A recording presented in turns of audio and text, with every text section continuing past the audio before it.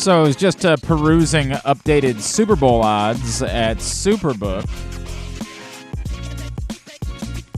Do me a favor, bring that down a little bit if you don't mind, Ryan. Thank you, pal.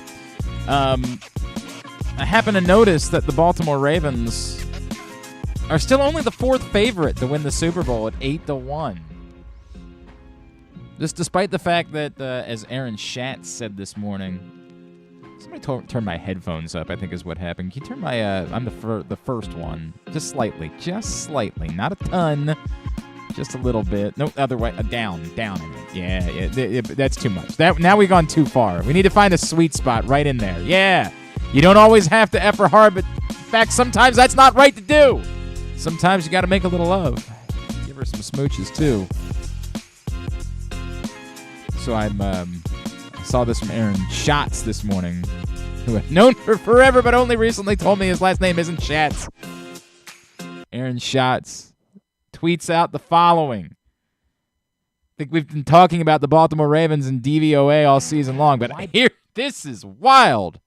Good morning. The Baltimore Ravens are now the number 3 team ever tracked by DVOA through 9 games. The only teams through 9 games that were better DVOA-wise than the 2023 Baltimore Ravens are the 2007 New England Patriots, who, if you'll remember, didn't lose a game until the Super Bowl, although they did lose the Super Bowl, and, of course, the 1991 Washington Artists, then known as the Redskins, who won the Super Bowl with Mark Rippon as their quarterback. If you're feeling something at all and thinking, man, the Ravens seem pretty good, you can get them right now at 8-1 to win the Super Bowl at Superbook.com. Download the Superbook app. Use the code GlennClark23 when you sign up, and you will receive up to $250 in a same-day first bet match, win or lose, from Superbook. For the record, they are the second favorite in the AFC, plus 450 to win the AFC. They are the Chiefs are plus 450, the favorites to win the Super Bowl. The Eagles 5-1, the 49ers still 6-1 somehow, and then the Ravens at 8-1 according to Superbook. A lot to do on the program today. Coming up, we will talk to our friend Anthony Mitchell, of course, former Ravens safety and special teams ace. His son Keaton with a marvelous breakthrough game yesterday. We'll catch up with Anthony to talk about what that meant to him. Apparently it was Keaton's mom's birthday, and it was a very special thing for the whole family. Anthony was here for the Terrell Suggs Ring of Honor game, but apparently wasn't here yesterday. So that's a bummer. That's a real bummer that it worked out that way. But we'll talk to him a little bit. Also this morning, we'll get some thoughts from former NFL head coach Jay Gruden. Yes, Jay Gruden, not John Gruden. Jay Gruden will join us this morning. And Sherree Burruss from the NFL Network, who was working the game yesterday. And, of course, it's Monday, so we will catch up with Jeremy Conn. Plus, we'll dish out some pats on the ass. Get me yours. They're not rolling in the way that they normally do. I don't know what's going on. Normally on a Victory Monday, pats on the ass start rolling in. I don't know if you guys are just... were you all in the hospital this weekend or something? Were you all dealing with kidney stones? Yes, Ryan. Does everyone know about that situation? I don't know, but we'll talk about it at some point. I have no doubt. I don't think I'm the lead story. I think the Ravens' performance is the lead story. Although I am drinking water for those of you that are concerned. I brought in my giant Stevenson University water bottle. Repping the team. Yeah, my friend Lisa Lebrecht gave me this water bottle. And I enjoy. It's my favorite water bottle. Now everybody tells me I need to get one that you weren't drinking it before Saturday, though. No, I wasn't drinking it during the day. That's my issue. Oh. My issue is drinking water during the day when I'm here. When I'm here, I just work pretty much, right? Like I just work. I don't straight shoot. I'm terrible at it. I know you all are going to judge. All right, if you didn't see, I had a kidney stone. Second time in my life. It sucks. Everybody always says it's the worst pain in the world. It is. Trust me. When women say, I'd rather go through childbirth again than go through another kidney stone, although Rita disagreed. Rita told me that she thought the pain of childbirth was worse. But many women will tell you the opposite. When I'm in the ER on Saturday, this was a humorous exchange. As I was in the ER on Saturday, and the girl in the ER was like, all right, so it's not a big kidney stone. And I was like, what? She was like, oh, no, the size of it doesn't really impact the pain. Like the pain, the way she explained it was, she's like, the pain is when it moves, like when it's moving to I guess, your urethra in order to pass it. No matter how big it is, that's where the pain comes from. And I was like, okay, whatever. She said, don't feel bad. Makes all the sense in the world that you were in the pain that you were in. Then she said, we had an Army vet in a couple weeks ago who told me that he had been shot in the back. And he said the pain of his kidney stone was worse than that. And I believe him. Not that I ever want to know what the pain of being shot in the back is like.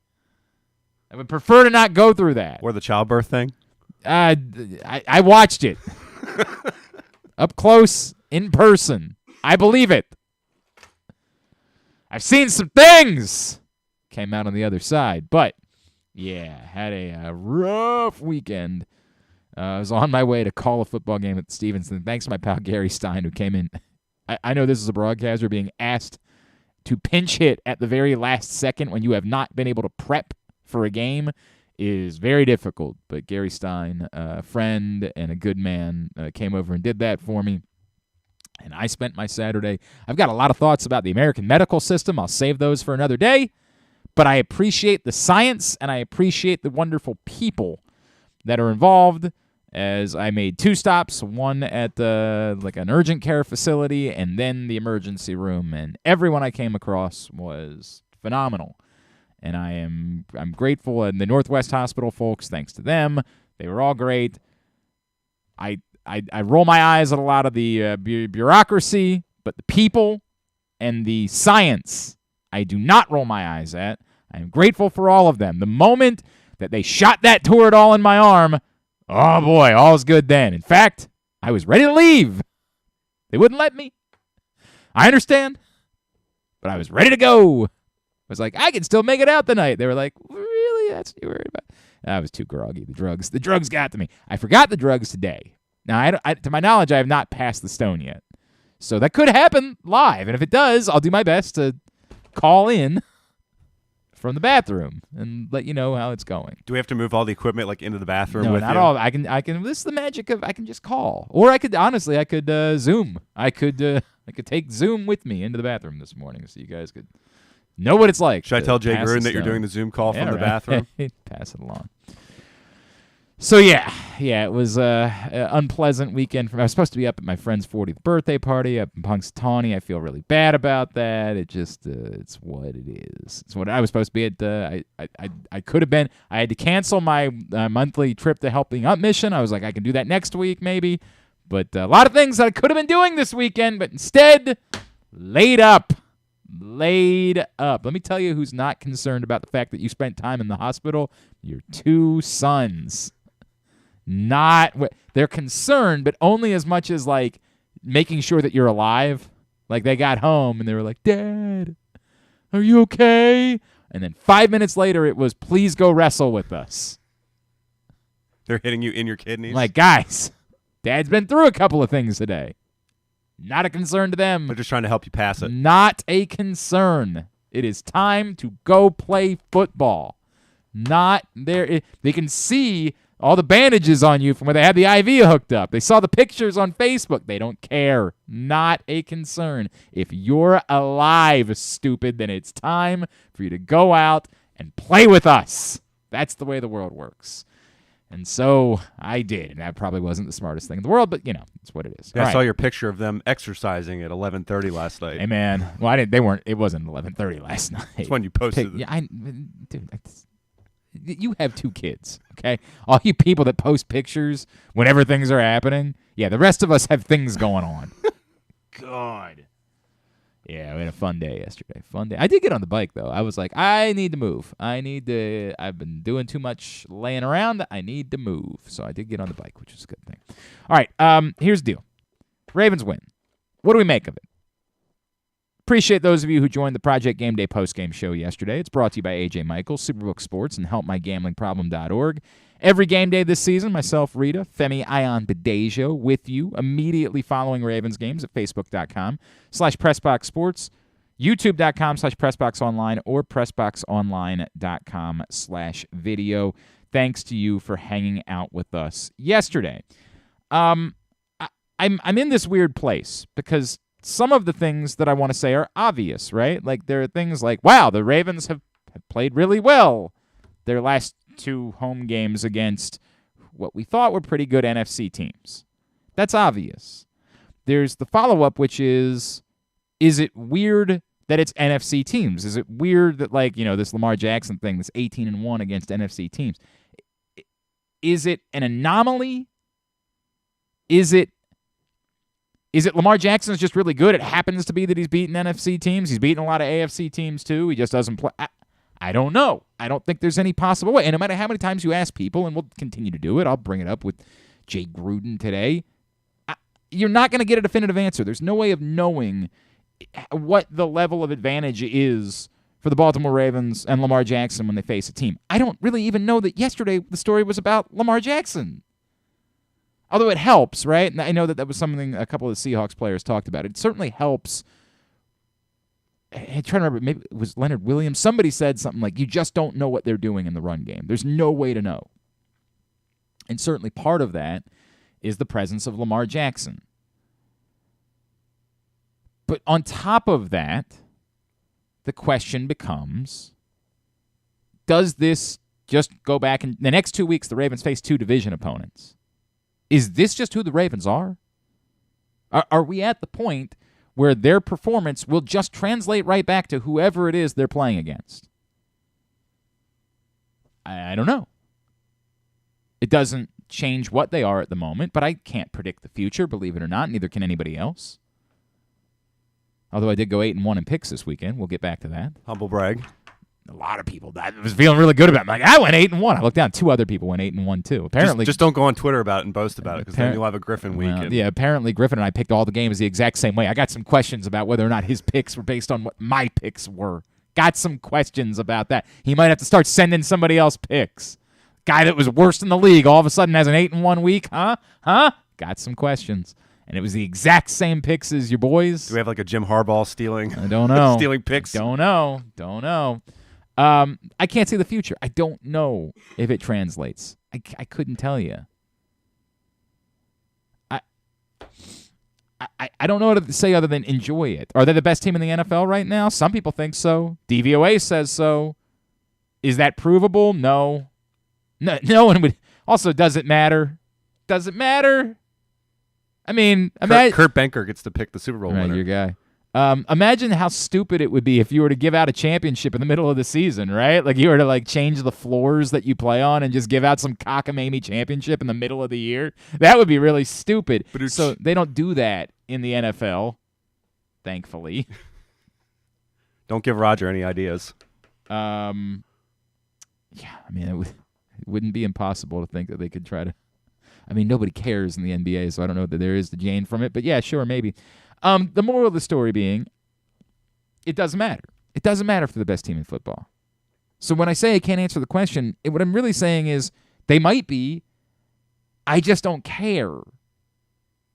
DVOA says they are, and DVOA is the closest thing we have to a definitive look at who the best teams in football are. So, sure, the Ravens are the best team in the NFL today. So what does that get you? That and $1, you'll have $1. And that's the reality of it. It's going to pass the time for us this week. Don't get me wrong, I'm in the content business too. It will come up. I will ask people their opinion about the subject, but I know damn well that the answer is irrelevant. It doesn't matter who the best team in the NFL is today. But it does fortify the belief that there's something here, that this team has a chance to do something special. It backs that up for sure. It continues to make us believe that we could be watching a Super Bowl team. I don't know. I don't. It's a weird feeling. Let's do later, Ryan. Let's do that. That'd be better. It's a weird feeling. It's a.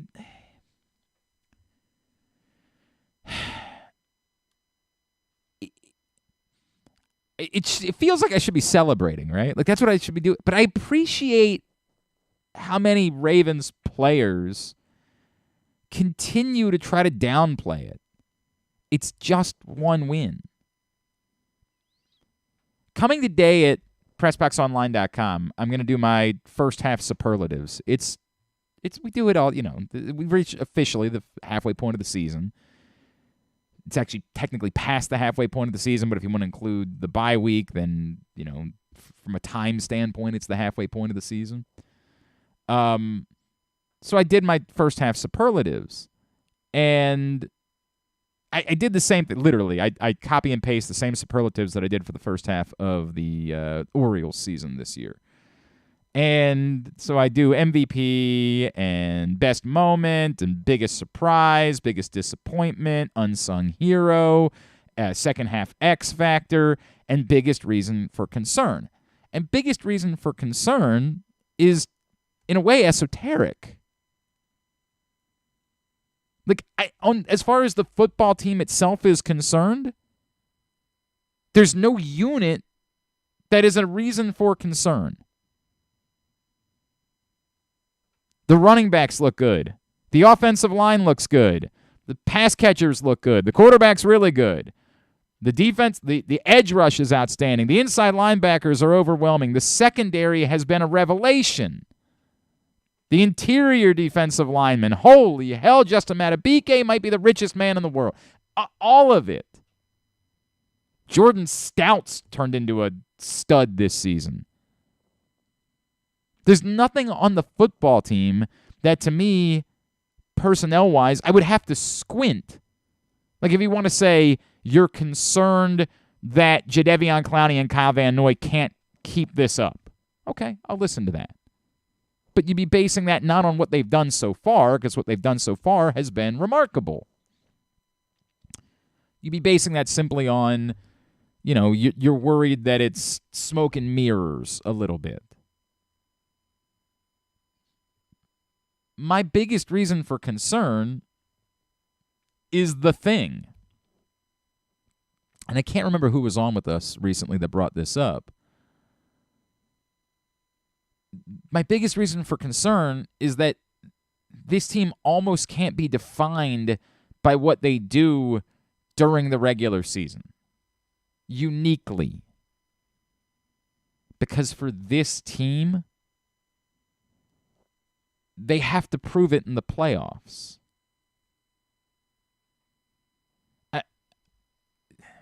Somebody might say, well, you're moving the goalposts. Lamar Jackson, missed the end of the regular season the last 2 years, and those seasons turned out to be a little bit disappointing. So it's just good to see them get back to where they were before. And to at least some extent, there's truth to that. But what there's also truth to is that every time Lamar Jackson's played, the Ravens have been really good. So it can't be all that surprising that the Ravens are really good again. Can we be surprised that they're, pulverizing good NFC teams? Can we be surprised that they've won 3 straight games against teams with winning records by 20-plus points? I mean, one of those, of course, was a Browns team that had to start a rookie quarterback, but still.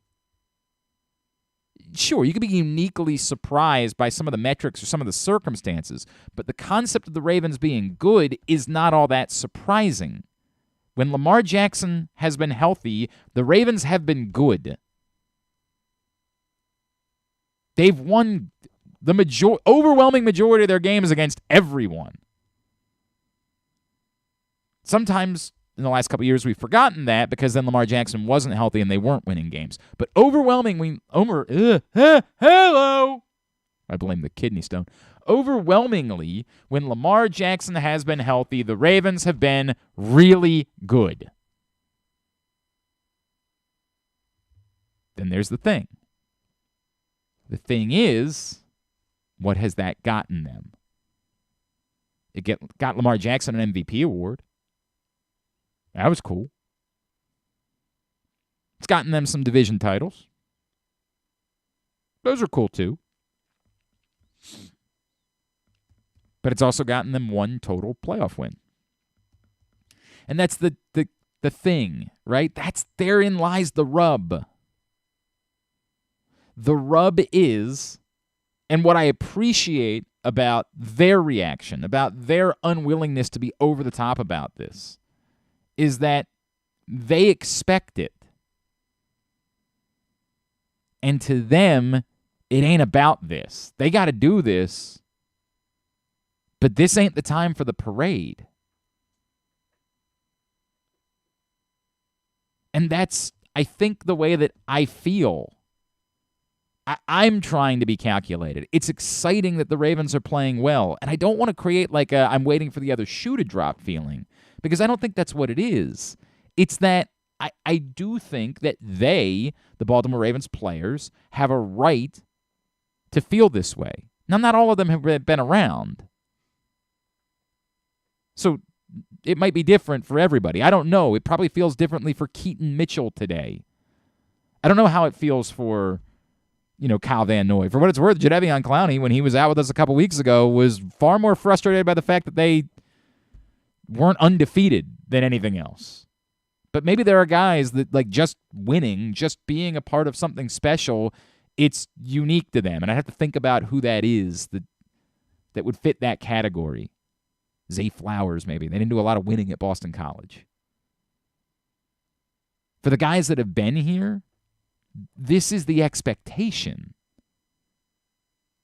Some of them, they came here because of winning. Right? Kevin Zeitler wanted to be a Raven so he could win. He wasn't alone. Now, Jadeveon Clowney, Kyle Van Noy became Ravens because, they just wanted jobs. Like, if it had been the Raiders that had called, they probably would have gone there. But some of them are here because they wanted to win. So this feeling is the expectation. You should be good during the regular season. This good? Yeah, this is another level of good. But it guarantees nothing about the postseason. And it creates... what is maybe moving the goalposts is, win the Super Bowl or bust. That's, I guess, unfair. It's unfair for that to be a standard because only one team can win the Super Bowl. And again, it suggests that every other team had a disappointing year. And while the Ravens were building towards that place, it's not like they've come up. This isn't the Buffalo Bills of the last couple of years where, like, down, it's almost joyless watching them go through the motions. Still, that is the expectation. And the measurement is what they do then. We can't know. We can't gauge what's happening today and say this is definitive proof of what's going to happen in January. It goes back to maybe the ghosts of 2019, where, like, the Ravens are playing so well that you just think they're just going to steamroll everyone, and all of a sudden, they could win every game the rest of the year by 30 points, and we would still have that feeling. There would still be the, okay, but you got to prove it in January, and that's the reality for this football team. It's the reality for Lamar Jackson specifically. So all of these good feelings, they're good. Yes. We should feel good. We should be excited. I don't think it's crazy for people to start, like, poking around on, Jesus Christ, if you think price gouging has been bad at other Super Bowls, wait till you do a Las Vegas Super Bowl. Be prepared for your fast food meals to cost $150. Have you gotten your refund from Orioles playoff tickets yet? Oh, piss. I guess I should probably check. I would assume. I got mine. I would assume that came in. Well, it's a long story, but I bought mine through someone else. So someone else owes me the money, and I gotta check in on that. I don't think it's gonna. By the way, as much as I spent on playoff tickets, still not gonna cover anything related to a Las Vegas Super Bowl. My God, we've never seen anything like what a Las Vegas Super Bowl is going to be. What's more expensive, your the Super Bowl tickets or your hospital bill from Saturday? I hope my insurance is good. I hope I didn't have to take an ambulance trip like the first time I had I drove myself this time. That was nice. That was not pleasant. I probably shouldn't have done that. But hey, man. Your wallet thanks you. All's good. All's good there. But you want to start poking around just to find out? Yeah, I mean, I wouldn't make, plans that don't involve refund options. Like, I wouldn't buy non-refundable tickets. That would be bat-ass. But, like, starting to do some diligence, it's something that I think this week at Press Box we're going to talk about. Like, I think we should. Because it's plausible. I think that's absolutely a thought process that you should have if you're a Ravens fan right now, is let me think out whether or not this is something that I could do. Let me look into what my options are. Do you know people that live in Vegas? Maybe poke around. Hey, would you guys have an extra room for a week if I decided to take a trip? I know lots of people that live in Vegas, and they're going to get some phone calls from me here in the next little bit. We can all live with Barry Kamen for a week. Oh, our old friend Barry Kamen. I forgot he lives in Vegas. I've got family in Vegas. I've got actually like 5 cousins that all live in Vegas. So I got lots of options. Is this like distant cousins? Or? No, these are first cousins. Yeah. I got first cousins that live in Las Vegas, which is nice. I haven't seen them in a while. It's going to be awkward that I say, hey, I've been dying to come see you. Just so happens to be the same week as the Super Bowl. That part will be awkward, but I love them. I think they'll be happy to see me. My buddy Aaron Oster lives in Vegas too, so I've got actually that might be who if I were to go, that probably would be where I would stay. It would be with my pal Aaron. The moral of the story being, I think that you should, by all means, within reason, do that. But it still has to be proven. This thing is great, but uniquely they have to prove it. And you can tell they know that. And it was what I liked so much after the Lions game when Lamar Jackson went to the podium and was like, I'm not, like, somebody was like, dude, you don't seem all that excited. And it was his post-game interview. It wasn't and he was just like, it's just one game. And he said it again yesterday. It's just one game. To them, dude, I don't care. If you're Dan in Parkville, by all means, go nuts. There's not a whole lot else to be. What else are we going to be excited about around here? Maryland football? Ugh. It's the weather. The weather's nice this week. You'd be excited about that. I don't know how much longer that's going to last, so enjoy that. It is Maryland weather, so it could be like 30 tomorrow. Well, no, this week it's supposed to be nice all week. Oh, really? Yeah, all week it's supposed to be nice. Love that. Love me some that.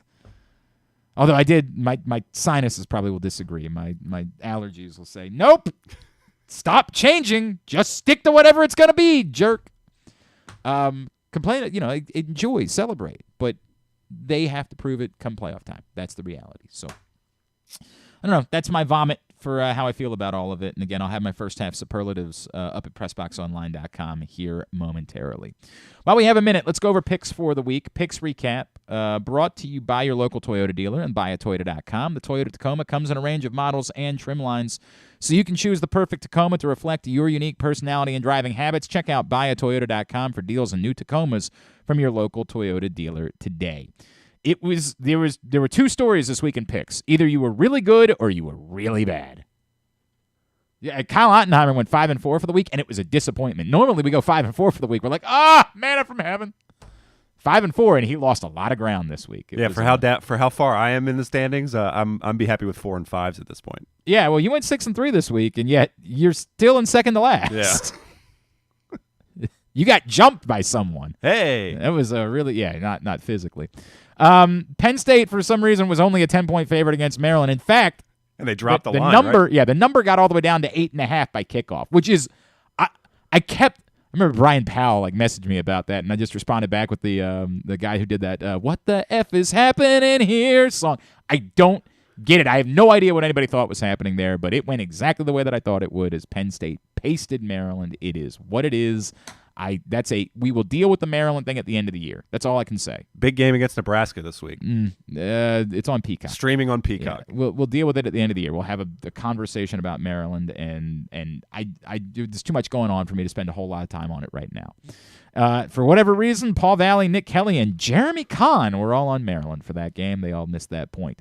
Only Kyle Ottenheimer was on USC. That one actually ended up being awesome. Man, Saturday night college football. Yeah. If you were going to be laid up on drugs after being in the hospital all day, Like, I got to tell you. The NCAA was looking out for it. I had a lot of, well, not the NCAA, but the teams. I had a lot of people texting me like, you okay? And I'm like, I've had worse Saturday nights. Just sitting around, hopped up on drugs, watching football. These games are great. I don't know, man. Did you get like a whole like red zone experience in the emergency room? No, I had gone home by Saturday night. Wow. I was in the emergency room from like noon to 6 or so. So I was home by Saturday night and was watching the two football. I passed out for a while. Then I woke up. It was probably about 8. I mean, I don't know. I watched a good bit of these two games. It was pleasant. Washington gets an impressive win at USC. They stay unbeaten. They cover. Only Kyle Ottenheimer was on USC, so he misses that. Alabama, LSU was really good for a little while, too. Ultimately, Alabama pulls away in the second half. Of course, Jaden Daniels got hurt, and that was a bummer. Only Paul Valley and Jeremy Conn. Those two names will come up frequently this week. Only they were on LSU. The rest of us were on Alabama. Thursday night game went, I mean, if you go back, it was almost a how did he know situation. I went back and I tweeted something right before Will Levis got the ball. Right before Kenny Pickett got the ball, and I said, here's the part where Kenny Pickett somehow matriculates down the field. They get a couple of beneficial calls, and the offensive line gives him incredible protection, and all of those weirdos in Pittsburgh talk about how it's better to have a quarterback who's not all that good. And it's exactly what occurred. There was, of course, holding on the touchdown play that went uncalled. I mean, it's exactly what you thought it was going to be. Will Levis came back down to earth. I still think he's good. He wasn't ready for that moment. And Pittsburgh's defense is obviously really good. We were split on that one. So myself, Griffin, Ken Zales, Nick Kelly, and Ryan Chell all got the point on Pittsburgh. Kansas City, Miami, I feel misled. Like, I was expecting game of the century after the two games on Saturday night, I was all amped up, right? I wake up, get that extra hour of sleep on Sunday, although I didn't get it. Pain. But the rest of you got that extra hour of sleep. We're like all ready to go for Saturday morning. We're actually up early, ready to watch the game and like do something. Somebody do something. Ultimately, Kansas City ends up holding on and winning and covering. So myself, Griffin, Stecca, and Jeremy get that point. Jeremy, one of the few points he got. Miami did a lot with that extra day of travel that we talked about on Friday. Yeah, really made a difference, huh? Good call. Good call, Ryan. Glad you brought that up 50 times after it had already been brought up. Arizona, Cleveland. I have no idea why I was on Arizona in this game. Oh, right, because I didn't want to bet big numbers anymore. Yeah, well, turns out sometimes when you start Clayton Tune. Ken Zales, big fan of Clayton Tune. He loves Clayton Tune, and yet he was on Cleveland. I don't know why I was on Arizona. Kyle, John, Ken, John from Little Rock, John Proctor, John from Little Rock, and Nick were all on Cleveland and get that point. Dallas, Philadelphia was entertaining. Yeah. Cowboys, of course, bungle a couple of things. The 2-point conversion where Dak Prescott steps out just before the would-be touchdown for Ferguson where his knee is down like 6 centimeters before the end zone and probably should have been pass interference too, but it didn't get called, although there are a lot of things that I'm not pretending like that one call makes the difference. Exciting game.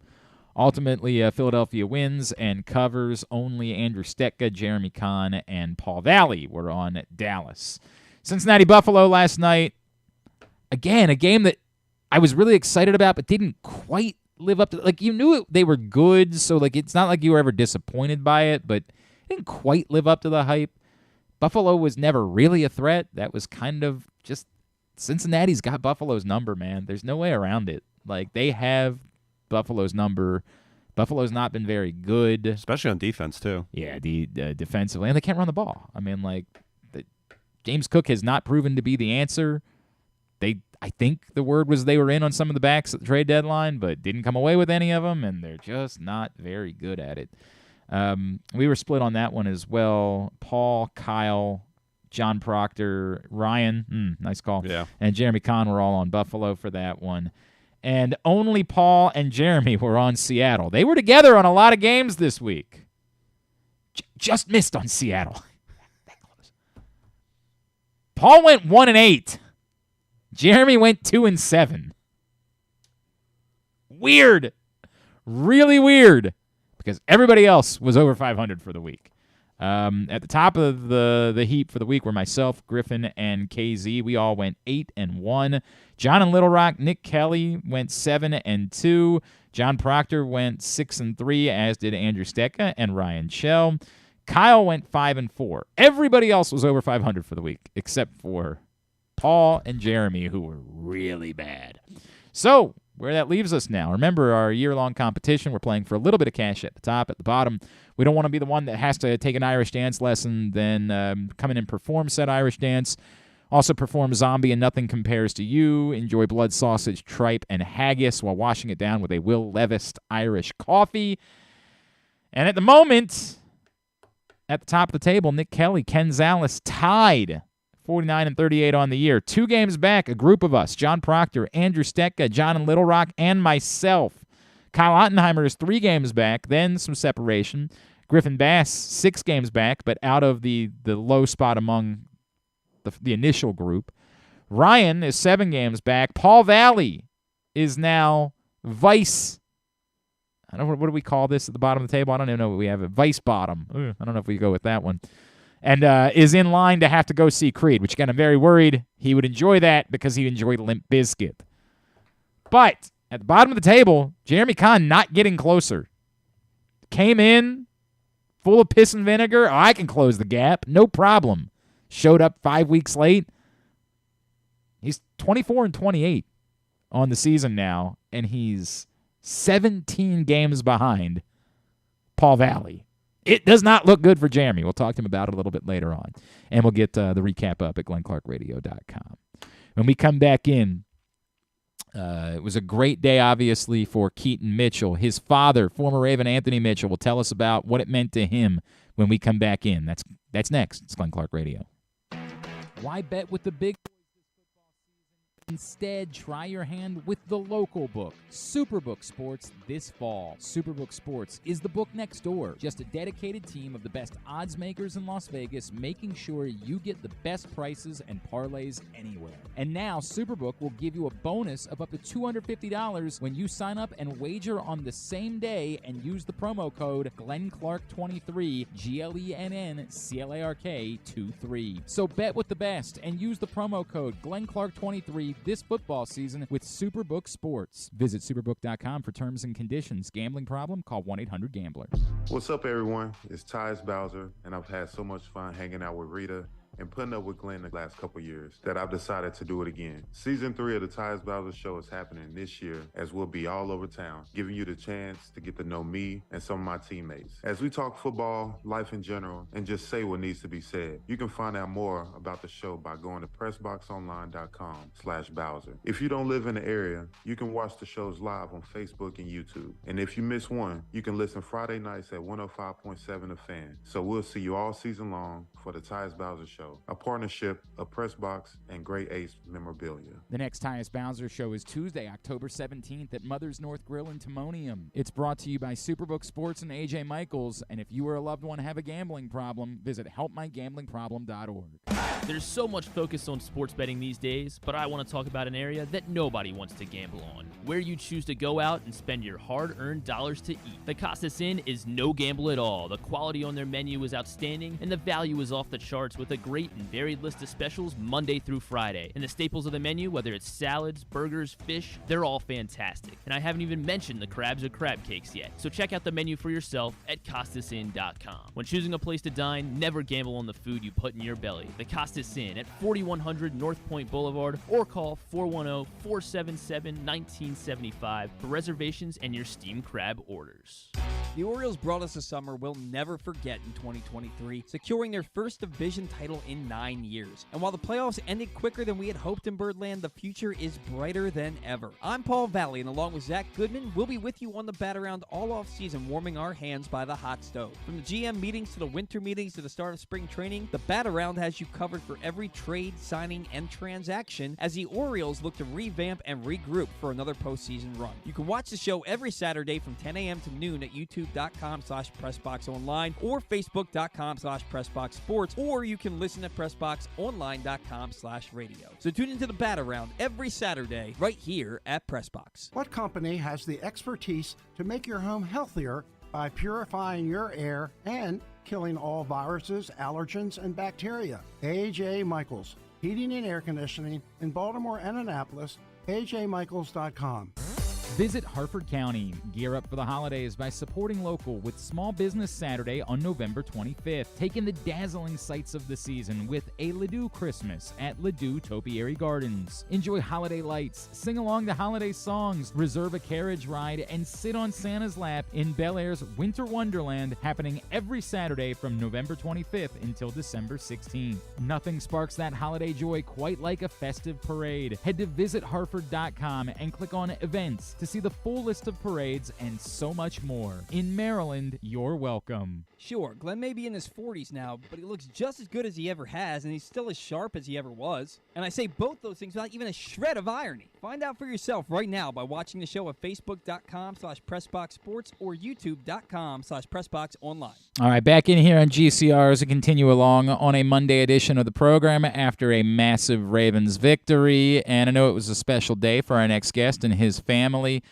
Oh, man, I remember talking to both he and Keaton about what it meant just to be a Raven and then to see this unfold, to see the way that it has gone. It's got to be overwhelming. Joining us now, he is former Raven, our friend, Mr. Anthony Mitchell, and he's back with us here on GCR. Anthony, it's Glenn. It's so good to catch up, man. Thank you so much for taking the time for us. Man, no problem. No problem. How things going? Everything is good. I mean, are you kidding me? How good could it be here, right? Yeah. Can you just take me? I know you were here a couple of weeks ago, and saw him in person, but it was just a little bit of a taste.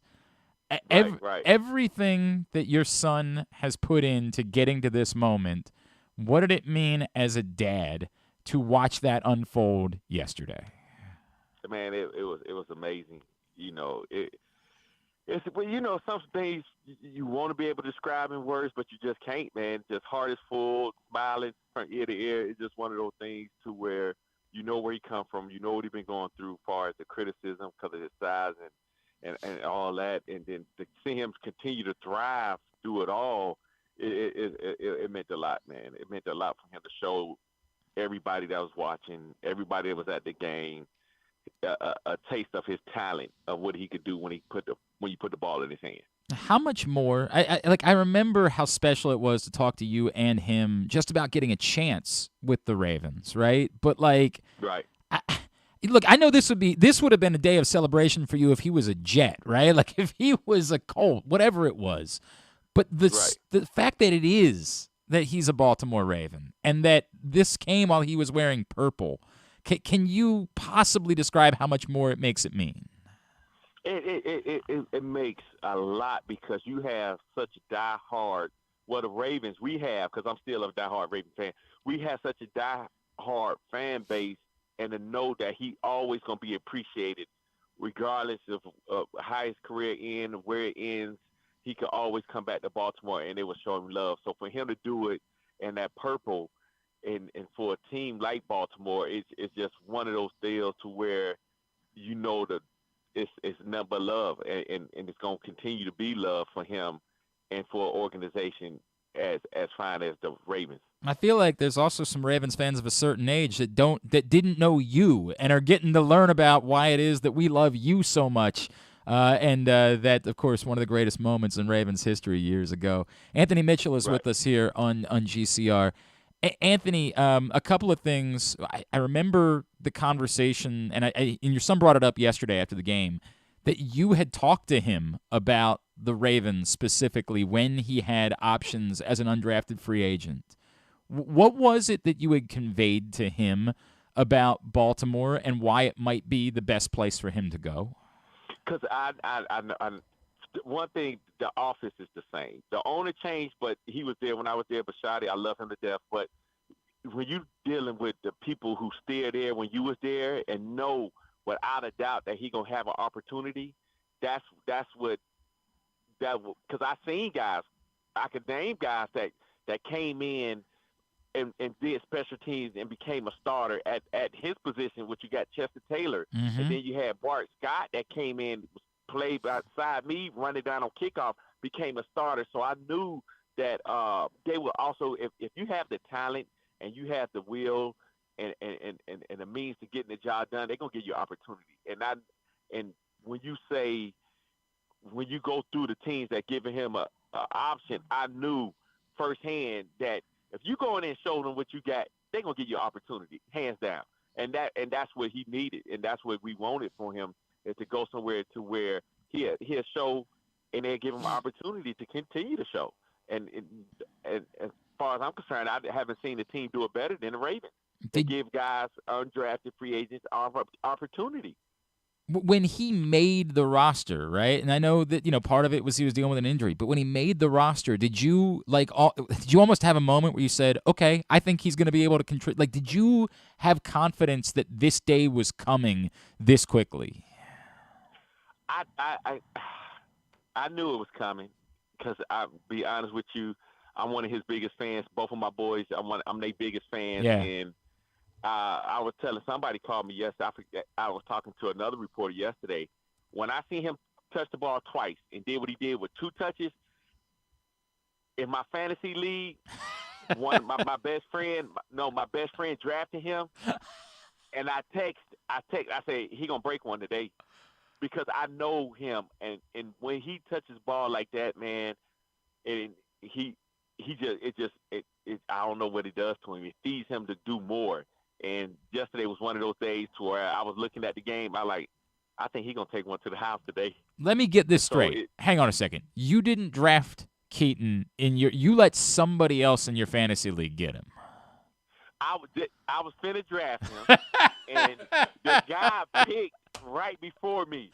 As soon as he said, "You thought I was gonna let you pick your son?" I like, man, you trash. Oh, but God. It was my best friend from college, and he played running back, and he always came down to watch him play a couple games before our homecoming, and so he knew what he could do from high school. He said, I've been watching him since high school. You thought I was finna let him? That is awesome, man. Do you have to? I'm starting to think about. Do you know when it is that you're facing him in the league yet? Have you looked ahead at the schedule to know if there's a chance that you're going to end up getting your ass kicked by your own son? Say that again. Do you know when it is that your buddy who has Keaton on his fantasy team? You're not facing him next week by chance, are you? I don't think so. All right. But I rubbed it in because he left him on the bench. Ha! So but you know what's crazy?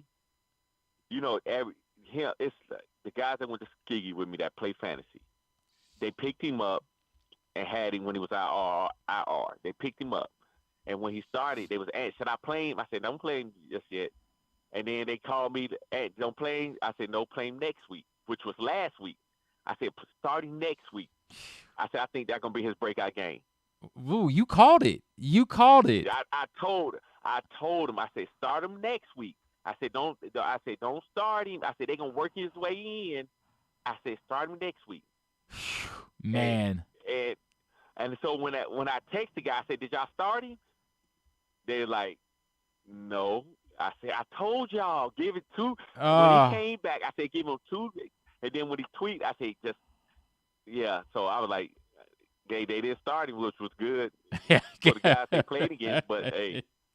What about the fact that it was his mother's birthday, right? Like, that seemed like that was a pretty special thing for him, that he was able to have, his first sort of breakthrough NFL game on his mom's birthday. That seemed pretty cool. Yeah, it was cool. Yeah, that's really cool. That's a very special thing, man, the way that worked out. All right, so here's the other part of this, Anthony Mitchell, is we always knew about Keaton's skill in space and his speed and his elusiveness, but between the tackle stuff yesterday, I don't know that we had seen yet. Is that something that you knew was coming and you knew he could do, and we just hadn't seen it yet? Listen to me. Y'all haven't seen it yet. Yeah. If you go back, since he was a kid, and I'm going to tell you this, since he was a kid, his uncle was the play calling for when he was a kid. And you're asking, what run you want to run? He said, right up the middle. He always loved, because his thing is he can see the linebackers. Huh. When he running sideways, he can't see the whole field. So he say, I like running at him because I can see him. And so it's one of those deals to where he liked running up there. Granted, whichever one is going to get him in the end zone, he loves best, but he's capable of going between tackles. Man, that was abundantly clear. His balance, to me, was what blew me away. Like, he was running at pace through contact. Like, it didn't slow him down even a little bit. I said, boy, I was already excited about him. This makes me all the more – and I got to tell you, dude, because I know he's a former teammate of yours, but I work with Femi, and Femi is like you should see the texts he's sending me every time Keaton touches the ball, dude. Like, what I don't know if you've heard from other teammates from that era and what it means to them, but I'm telling you, Femi is losing his mind every time your son touches the ball, and how special it is really cool to me. That's cool, because I've seen Femi, and I'm coming up Sunday, so I'm gonna reach out to some of the guys and we're gonna chop it up. But yeah, that's awesome, man. It's just one of those deals to where you when you stay, and I can tell him, just stay humble, keep working, man. It's all gonna come together for you, And that's what he's doing. I mean, he never was one of those. I used to get mad at him because he used to score and just hand the ref the ball. I'm like, man, dive in the end zone. Okay, so what'd you think of the dance? We got to know what'd you think of it? Yeah. I like it. I mean, because he's getting his first one. I like it. All right. He did something. But when I tell you to break him out of his shell, just to do anything, it was hard. It was hard. Really? To dance. Really? He scored 5 touchdowns and hand the ball to the ref all 5 times. Like, dude, you ain't excited? I'm like, oh man. Well, he showed us something. He showed us something, and we were excited about that. I'm glad he could, and I'm glad y'all. I know the Ravens fans and the Ravens flock. They love him up there, and I continue to grow. I hope he continue to grow and continue to get better and have bigger games. Dude, it is truly one of the coolest stories in Ravens history, man. Already, right? Like, we're only a couple games into it, and it's always already one of the coolest stories. And I'm glad it is, man. I'm glad he could come up there and contribute to a team that I love so much, man. And I'm gonna continue to love the Ravens because they show me nothing but love. So it's one of those deals to where I hope he have such a great experience I had with the team I love so much.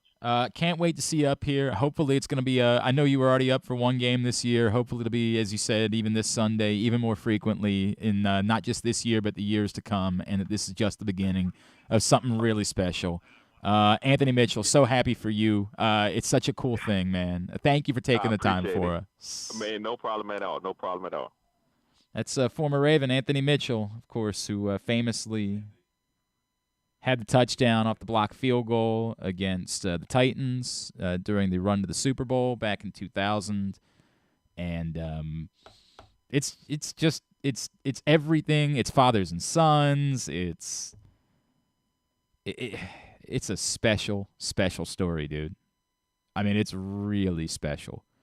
And I'm telling you, if you saw the text thread that we had going with Femi, and Femi's been on Keaton too. Like, it's funny because like all of us, Pete Medhurst put me on to Keaton Mitchell last year. Was like, hey, this guy, because he sees East Carolina when Navy plays them. He's like, this kid special. His dad was a Raven.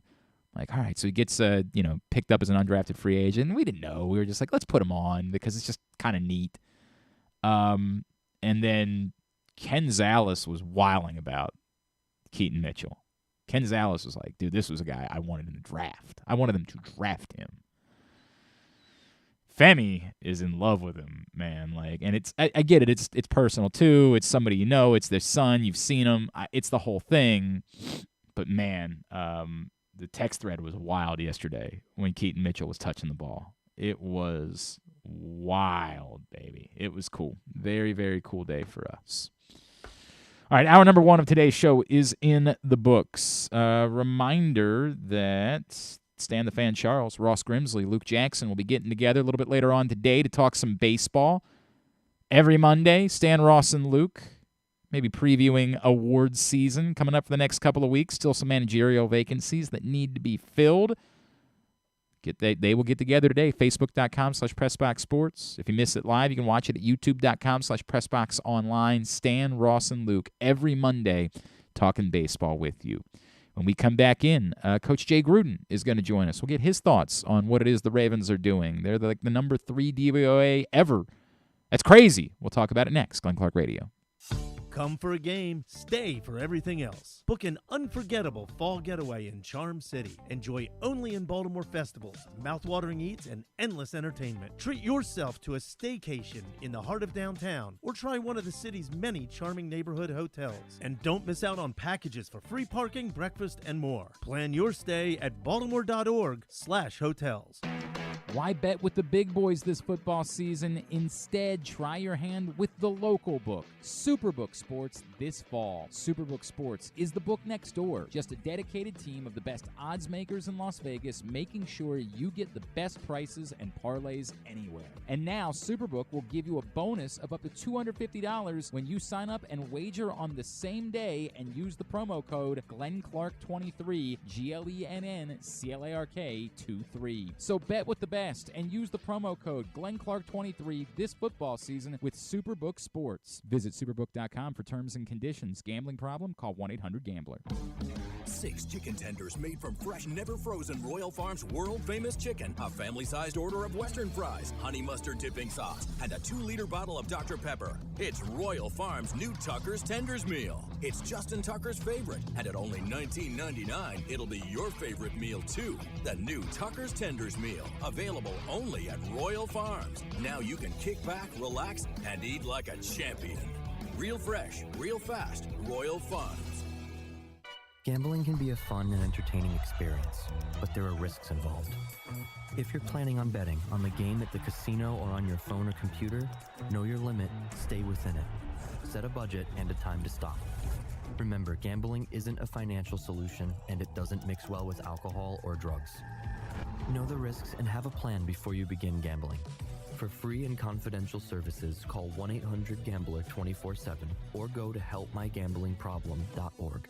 What's up, everyone? It's Tyus Bowser, and I've had so much fun hanging out with Rita and putting up with Glenn the last couple years that I've decided to do it again. Season 3 of the Tyus Bowser Show is happening this year, as we'll be all over town, giving you the chance to get to know me and some of my teammates. As we talk football, life in general, and just say what needs to be said. You can find out more about the show by going to PressBoxOnline.com/Bowser. If you don't live in the area, you can watch the shows live on Facebook and YouTube. And if you miss one, you can listen Friday nights at 105.7 The Fan. So we'll see you all season long for the Tyus Bowser Show, a partnership of PressBox and Great Ace Memorabilia. The next Tyus Bowser Show is Tuesday, November 7th at Guilford Home Brewery in Station North. It's brought to you by AJ Michaels, Superbook Sports, and HelpMyGamblingProblem.org. What company has the expertise to make your home healthier by purifying your air and killing all viruses, allergens, and bacteria? AJ Michaels, Heating and Air Conditioning in Baltimore and Annapolis,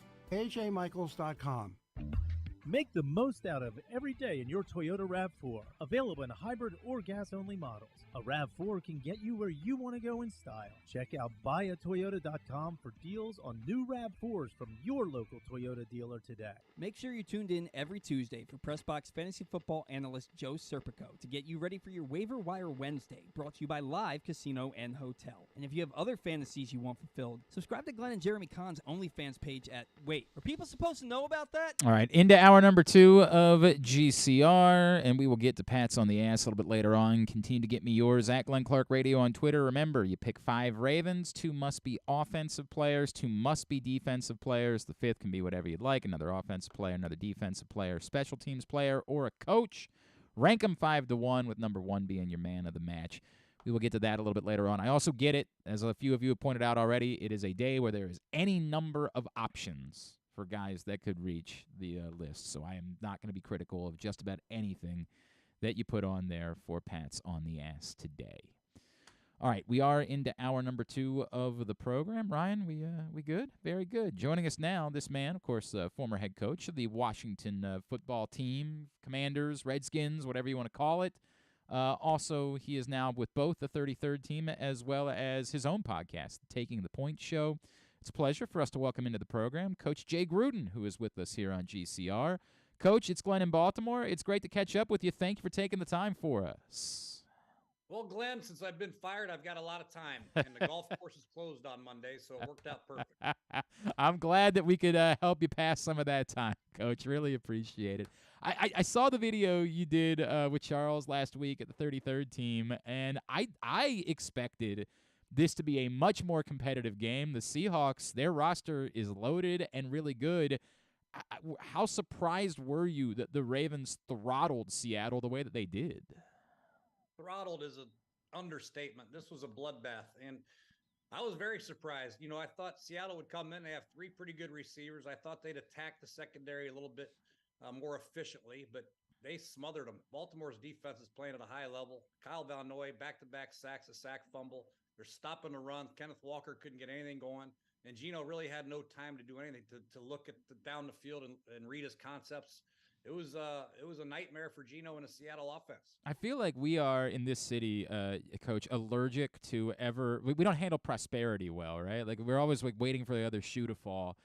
Right now, the advanced stats, the analytics, DVOA says the Ravens aren't just the best team in football, but like DVOA says that through 9 games they're one of the best teams of all time. I'm going to pump the brakes on all of that, but how good do you feel like this Ravens team is based on what you've seen to this point? Well, they're playing very efficient football on offense and a dominating defense. They've got 43 more first downs than their opponent. They got 900 more yards than their opponent. They've got 600 more rushing yards than their opponent. They got 17 more touchdowns than their opponent so far this year, and they're almost 50% on third down. So that just tells you this is a dominating football team right now. Now, the only reason I would say, hey, we got to pump our brakes a little bit is they got C.J. Stroud in his first game. They had Joe Burrow with the bad calf. They lost to Gardner Minshew in his first start. They had DTR in his first ever career start. That's fair. Cody Pickett they lost to.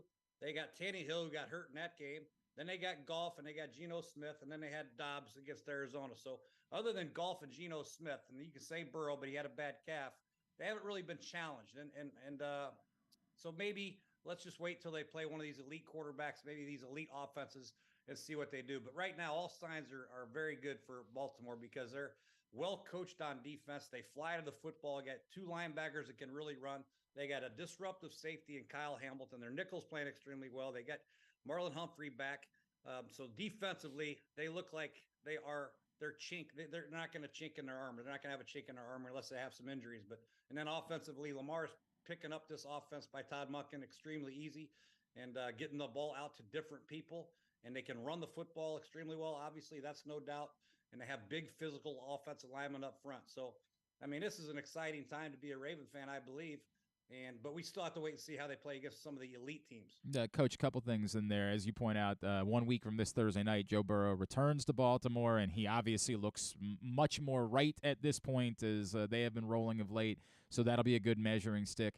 But I feel like the other thing that you're saying in there, like when I look at this team, there's no personnel grouping that I'm concerned about uniquely, right? Like that, as far as the roster is concerned, there's no one group that says, well, this is their real problem. This is their real weakness. I mean, I'm not trying to suggest that like this is the greatest wide receiving core in history, but there's just every layer of the football team, every personnel grouping is playing a fairly high level of football at this point. You're exactly right. And they all know their role, too. And they're playing very unselfish football. So, you can take a guy out of the game. You lose your starting running back. You play Gus Edwards and then Justice Hill. Now Keaton Mitchell comes in and has a breakout game. So you got 3 great backs. You got a great pass-catching tight end. And if you want to take him out and be a little more physical, you bring in this number 42 guy, this Patrick Ricard. Yeah. He is a dominating run blocker. He is fun to watch when he's in the football game. I promise you that. And then you have a powerful offensive lineman in Linderbaum, John Simpson, and Zeitler. So this team really, if you point to a weakness, I can't find one other than maybe a game-breaking receiver, like Tyreek Hill or A.J. Brown. They don't have that, but they haven't had to have one. The group has been pretty good in moments, right? Like it's all kind of worked out. Coach Jay Gruden is with us here on Glenn Clark Radio. Coach, how much, when you bring up the defense, I think a lot of us in here thought this might be a year in which the defense might take a step backwards. Calais Campbell was moving on, and the Ravens didn't heavily invest on that side of the ball. I feel like at this point, some of it we have to talk about the impact of Roquan Smith. And it almost feels like it's getting lost, right? Because we're talking about Matabike and Geno Stone. But just the overall impact of what Roquan Smith has brought to this defense to me is overwhelming. And then at the same time, what do we say about Mike Macdonald, who appears to be like a revelation at this point? Yeah, you're exactly right. And Mike McDonald's he's a aggressive defensive play caller. He likes to blitz. He likes to do a lot of fire zones. And if you do that, you better have a smart linebacker and a linebacker that can cover a lot of ground. And Queen and Roquan can do that. They're both very versatile in what they can do. They can play the run, they can stuff the gaps, and they can cover and run out in space, which is very rare for linebackers nowadays. And that way you can bring Kyle Hamilton. They brought Kyle Hamilton about 6 times last week. And it just is a nuisance for offensive coordinators to try to play against this. You have to lose your back in pass protection. I don't know how many times Seattle's back was eaten up in pass protection, but you lose an eligible receiver when that happens, which condenses the field. Your pass concepts aren't as good. And that's what they're doing. And in order to do that and be aggressive like that, you have to have Roquan, and he's probably the most valuable player on that defense. It's not, and somehow it gets missed because it's just not a statistically driven thing. But every one of us that saw this defense before Roquan Smith arrived and now has watched it, it is crazy the impact that he has had. Coach, we were talking about this earlier in the show. Lamar Jackson's now 18-1 against the NFC. And part of that is Lamar Jackson's really good, and he's won a lot of games against just about everybody. But what do you make, particularly, and I know yesterday wasn't even really a story about Lamar, but particularly given the lopsided nature of these last couple of games against good NFC teams, is there something to be said for the difficulty of preparing for a Lamar Jackson offense when you don't see it as frequently like NFC teams have to deal with? Yeah, he's playing at a level that he hasn't even played at yet, I don't think. When he won the MVP, he was running the ball a lot more, but now he's playing in a pocket. He's playing outside the pocket. He's scrambling. He's doing whatever he needs to do to get first downs. He's reading the concepts perfectly, checking it down when he has to check it down. Last week, he only threw for 180 yards, but he had 40 or 50 more yards rushing. He didn't even throw a touchdown or run a touchdown, but he operates in this system effortlessly, and he's got incredible poise. I mean, he's just has a great demeanor about him, a calm demeanor that you can just tell breathes confidence amongst the players around him. And they all feel like, hey, we're going to score on this drive. We're going to get this first down. Every key play that has happened in the game, he's going to make a play, whether it's with his legs or throwing it to the right guy. He's obviously in the talks for MVP this year again. And it's fun to watch him because this is something that is probably new to him. I know he's done drop back passes in the past, but to really be relegated to more of a drop back passer, not so much of a RPO, not so much of a quarterback designed run, which they still have both of those, but not quite as much.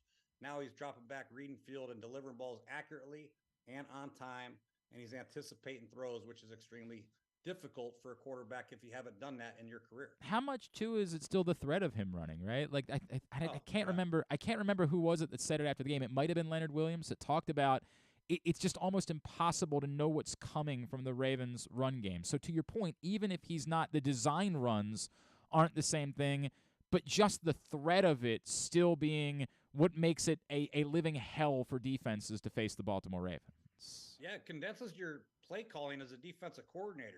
You have to have an eyeball on the quarterback, and you can't play any of these matchup zones where you're trying to double team the slot, you're doubling the outside guys with safeties over the top. You have to have somebody with vision on the quarterback. Otherwise, if you do, you're probably still going to give up a lot of yards. So you're relegated to spot drop zones a lot of times, maybe some 2 deep, spot drop 2 deep, 3 deep, whatever it might be. But you have to have eyes on Lamar. If you don't, he's going to hurt you bad. He's hurt everybody. And it just handcuffs defensive coordinators. They're scared to do anything. We like it. We love it a lot here. It's a really good thing for us to continue to watch it unfold. Another couple of minutes with Coach Jay Gruden here with us on GCR. Coach, you mentioned the wide receivers, and again, they've played well. I wonder, can you be a Super Bowl? And maybe the Chiefs are proof that you can, right? Maybe I'm going to answer my own question as I ask it. Can you be a Super Bowl championship caliber team without having an individual alpha at wide receiver? Well, I think you can, because you have alphas at the running game and you have an alpha at quarterback who can also run the football. You have an alpha at tight end, really. Yeah. You look at the Chiefs, their alpha is Travis Kelce in the receiving group, and there's nothing wrong with that. Tight ends are very easy to throw to. When we had Jordan Reed at Washington, that's when we were at our best. When he was working the inside, working linebackers, working option routes. So it's very comforting for a quarterback to know your tight end is a huge target with great hands and can get open against man-to-man and find zones. So that's their alpha. That's good. And Odell's played a lot of football. He can make big plays when asked upon. Zay Flowers is a young, talented kid with some great feet and in and out of his cuts. He's going to get better and better as the season progresses. And Bateman's a skilled player that has some size and can do a lot of different things. So although they may not be elite players, none of them probably be in the Pro Bowl. These guys are functional players and know their role and can do a lot of different things. And Bateman actually should have probably had 2 touchdowns yesterday. Lamar just kind of missed him on balls down the field, which has been rare of late. Coach, I wonder too, and I know obviously your brother had great longevity, but John Harbaugh this deep into his career and having reinvented himself or his style or whatever, this is not a sport in which longevity typically is the story for head coaches. You obviously know that as well as anyone does. How impressed are you by how long John Harbaugh has lasted? Do you have a sense of why he has worked for this long for him to have had this much success and stayed in one place? Well, usually I like to say it's because of the quarterback, but he's done it with a couple different quarterbacks, and Lamar's been hurt. I think he knows what he wants his team to be. He knows what the identity of his football team is. He wants to be a physical football team up front on both sides of the ball and protect his passer. He wants to dominate the line of scrimmage on offense and dominate the line of scrimmage on defense. And those guys are going to play hard. And not to mention, he's a special team guy. They're always going to have great special teams, and everybody forgets about that. They have the best kicker in NFL history, possibly, and they always play great special teams. And special teams play a big part in these close games come late in the season. So that's another factor that you have to put a check mark by the Ravens. Are they good on special teams? Yes. They have a good punter? Yes. They have a good kicker? Just the best kicker in the league. So I think he understands what it takes to be a Raven. You hear it all the time in his speeches and all that stuff. And he believes it. And that's the type of guys they go out and get in the draft and in free agency. All right. So now the question, because I know that your podcast's like very involved in betting.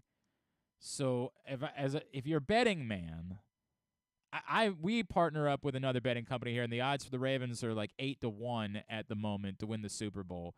Would you poke a couple of dollars that way? Is it worth at least holding that ticket at this point?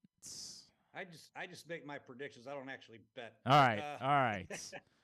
Yeah, for sure. I think I've made a little list. I still think the Eagles, obviously coming out of the NFC, I think are a tough out, and I think their defense is going to get better and better. I think once they figure out their secondary, they'll be fine. Obviously, Kansas City. The thing that scares you about Kansas City, like Baltimore, is they're playing incredible defense right now as well, and they have pretty good quarterback as well. So Kansas City, Baltimore, Philadelphia, those are the top 3.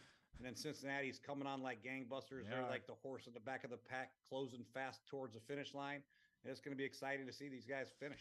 Yep, 1 week from Thursday night. That's going to be a fun one as the Bengals come back to Baltimore. By the way, a pretty good quarterback. It might be the understatement of the century, Coach, in describing Patrick Mahomes. All right, Taking the Points is the show at TTP_NFL on Twitter. And then regular stuff with the 33rd team as well, Coach? Yeah, they do some things there. It's fun. Just keeps you involved. We have some ex-coaches that do a lot of segments and stuff, and I'm able to watch a film and do some analysis and stay current with what's happening in the NFL. So it's fun. Can I ask before I let you go what it was like when you had to like call up plays and realize that Ray Lewis was on the other side of the football field? Oh, that's fun. Yeah, Ray Lewis and Reed and Olinata. Yeah, that was a lot of fun. And then I had to go the next week and play Troy Polamalu and James Harrison and those guys. So my first year as a coordinator with the Bengals was very, very difficult. But we did win 9 games, Glenn. We did win 9. It was a revelation at the time, man. It was an unbelievable accomplishment. Hey, Coach, this was fun, man. We'd love to do this again down the road this season. Really appreciate taking the time for us this morning. Thanks so much. All right, Glenn. Thank you. Coach Jay Gruden with us here on GCR. Appreciate him taking the time for us, and that was good stuff. I appreciate the insight, and I don't think we're going to get an answer about Lamar Jackson versus the NFC thing. I just don't think there's going to be a definitive answer. We were talking about it on the post game with Femi yesterday. It's all of the above, right? It's, yes, Lamar Jackson's really good, and they've beaten a lot of teams. And, yes, there probably is something to the fact that these teams don't see him as frequently. But yet, at the same time, not every coach has been – some of these guys are coaches that were coaches in the AFC a year ago and have seen Lamar Jackson and know exactly what it's like. And some of these players have prepared for Lamar Jackson. We don't have to take a break here, Ryan. We can just keep moving right along. There is no way to define it. Impossible to define. There's probably something to all of it. It's both relevant and an oddity at the exact same time. Conundrum wrapped in a riddle, wrapped in a, the whole thing. The good news is, hopefully, they're in the Super Bowl and they get to face an NFC team, and you're going to feel really confident about that because Lamar Jackson's really good against the NFC. Hey, if you haven't picked up the print issue of Press Box yet, it is available for free at your neighborhood Royal Farms and the hundreds of locations around town where you find Press Box. Read it all, PressBoxOnline.com. Go get it right now. You see on the cover the survivors. These were the players, the position players from the Dan Duquette era that stuck around through some really difficult years for the Baltimore Orioles and ended up being a big part of their renaissance. Great cover story from Todd Karpovich all about Anthony Santander and Cedric Mullins and Ryan Mountcastle and Austin Hayes. You can go get that right now. Also, a lot of college basketball preview stuff. College basketball season gets underway tonight, so you can go find out about the players from the women's and men's programs from around the state inside this print issue of Press Box, available at your neighborhood Royal Farms and any of the hundreds of locations around town where you find Press Box. Joining us now here on GCR, one of our favorites. She, of course, has been a regular Mid-Atlantic person, so she gets to spend a lot of time on her NFL Network assignments with the Baltimore Ravens, and she was there yesterday as the Ravens demolished the Seattle Seahawks. She's our friend Sherree Burruss, and she's back with us now here on GCR. Sherree, it's Glenn. Always great to catch up. Thank you again for taking the time for us this morning. Of course. Good to talk to you again, Glenn. Sherree, I am, it's really funny. One of my favorite things about the Ravens right now is, and I don't know if it's frustrating for you as like an interviewer, but how much these players are just not like overselling this. Like they are just kind of taking it in stride, right? They're like, yeah, we won. That was good. We're happy. Like they're not disappointed, but like I've kind of grown this great fondness for how Lamar Jackson continues to say, it's just one win. It's just one game. It's just there's something about that to me states that there is something bigger going on with this team, that they are not getting too high over any of this. Yeah, I mean, that's a great point. Yeah, I would love, I don't want like a viral answer by any means, but like, yeah, that honest of like, yeah, no, we're elated. I always thought that would be a really funny like SNL skit of doing like the honest answer for an athlete. But it does, I think, really it's a testament to just what their expectations are. Like even after yesterday's game, Patrick Queen was saying after last week at Cardinals, like no one was smiling on that defense. They didn't play to their standard, which you would think like as hard as it is to get a win in the National Football League, they'd be like, yeah, we played, well, we want to clean this up. But no, it was like, we're not satisfied. They come home. They don't even give up a touchdown yesterday. It's just incredible. The fact that it is just, I think Tony Romo said on the broadcast yesterday, there was like very serious expectation that it's Super Bowl and that's it. Like it's not even Super Bowl or bust. This team is to the point where they genuinely believe that they are building to get to the Super Bowl. Sherree, we hear, I almost think it's like talking about a no-hitter, right? You don't want to talk about how well a team is playing because you feel like you're going to jinx it. But DVOA says they're not just the best team in football. They're one of the best teams through 9 games of all time, according to DVOA. And we're all seeing it with our own eyes. Like we're seeing them throttle these high-level NFC opponents. They've won 3 straight games by 20 or more against teams with winning records. How good do you get the sense the Ravens really are at this point? I was just texting with a friend of mine who's a Ravens fan, and I just remember talking to her at the start of the season, and she's like, yeah, there's all this talk of, Lamar this, Ravens expectations that. It's time for, like, every piece to come together and, like, for the team to show up. And I feel like that's what we're seeing now. Like, we were waiting to see how this team would come together, what Todd Monken's offense would look like. Mike McDonald now second year at D.C., what is his defense going to look like? And the phrases that they're using are, that the defense can like morph series to series and week to week. And I mean, you don't know what's stronger for this team, the pass game or the run game on offense. It's just absolutely insane. And they're morphing in front of our eyes to be able to like be the shape-shifting team to just, I think you use the word throttle, right? Like they're just throttling opponents, particularly at home. And, yesterday I got to kind of see some of the guys on the sideline too as the game was wrapping up, and the camaraderie is so real. Like when OBJ scored that touchdown, even Keaton Mitchell, I mean, it was a celebration. They all were celebrating each other. When Geno Stone gets his 6th interception of the season, what we're seeing from these guys and their chemistry and just how real it is for them in the room, I think also plays a part of just how good that they're playing and how connective it is really in all 3 phases of the game. It's a great point. I know John Harbaugh keeps talking about team wins, but man, like it really is complementary football. Like it's nuts. Yesterday, it's funny because Lamar Jackson dominates the NFC, right? But yesterday wasn't even really necessarily about Lamar Jackson. Like, I'm not trying to take anything away from him because he's been phenomenal this season, but it wasn't even like he had to be Superman by any stretch of the imagination yesterday. Yeah, I mean, he didn't play in the 4th quarter. Right. Like, it was Snoop who threw OBJ the touchdown at the end. It is crazy. Sherree Burruss is with us here on GCR from the NFL Network. And Sherree, I still think that there can be more tests, right? Like they haven't had to play a gunslinging type of game against a Pat Mahomes, a Joe Burrow type yet. But I feel like what's encouraging is there's not any area of this football team that you're concerned about. Every position group that exists, like maybe some are, inside linebacker, it might be the best in the NFL, right? Whereas wide receiver, you'd probably say they're good. But I don't know that there's a position group on this team that you would say you have any real concern about at this point. Yeah, and I think back to, just the training camp again, that Marlon Humphrey was like, our team on paper looks great. We have the depth even too. Like if there is any cracks in the house, there's someone who is there that can, like plaque it over. I'm not into home renovation, as you can tell. Makes 2 of us. There would be just no drop off of the next person. And I think we still did see that, like Marlon was injured. We have seen like J.K. Dobbins go out. Like they have had injuries at some pretty prominent positions, and there seems to just be no worries.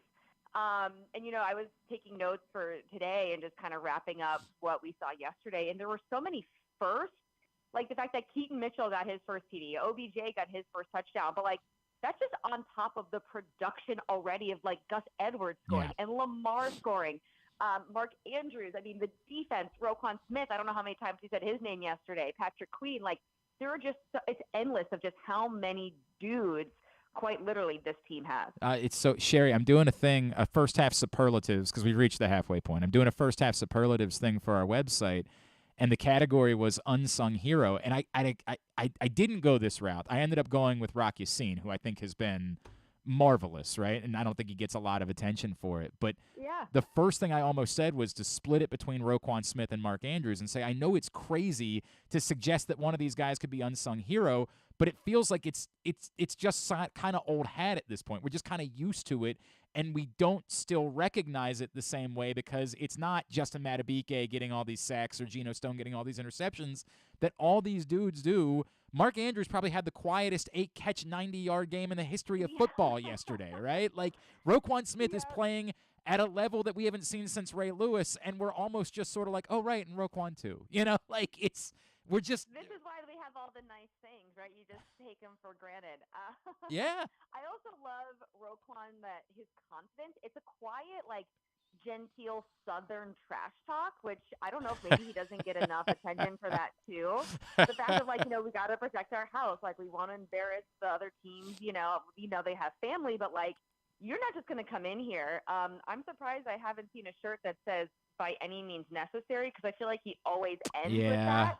That like Roquan is just like, he talks some serious shade in the most respectful, nice way.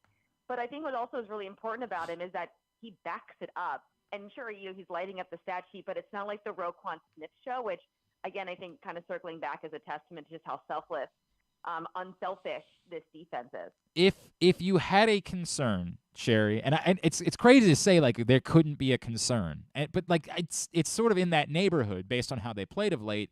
If you had a concern looking now to the second half of the season, what would that concern be?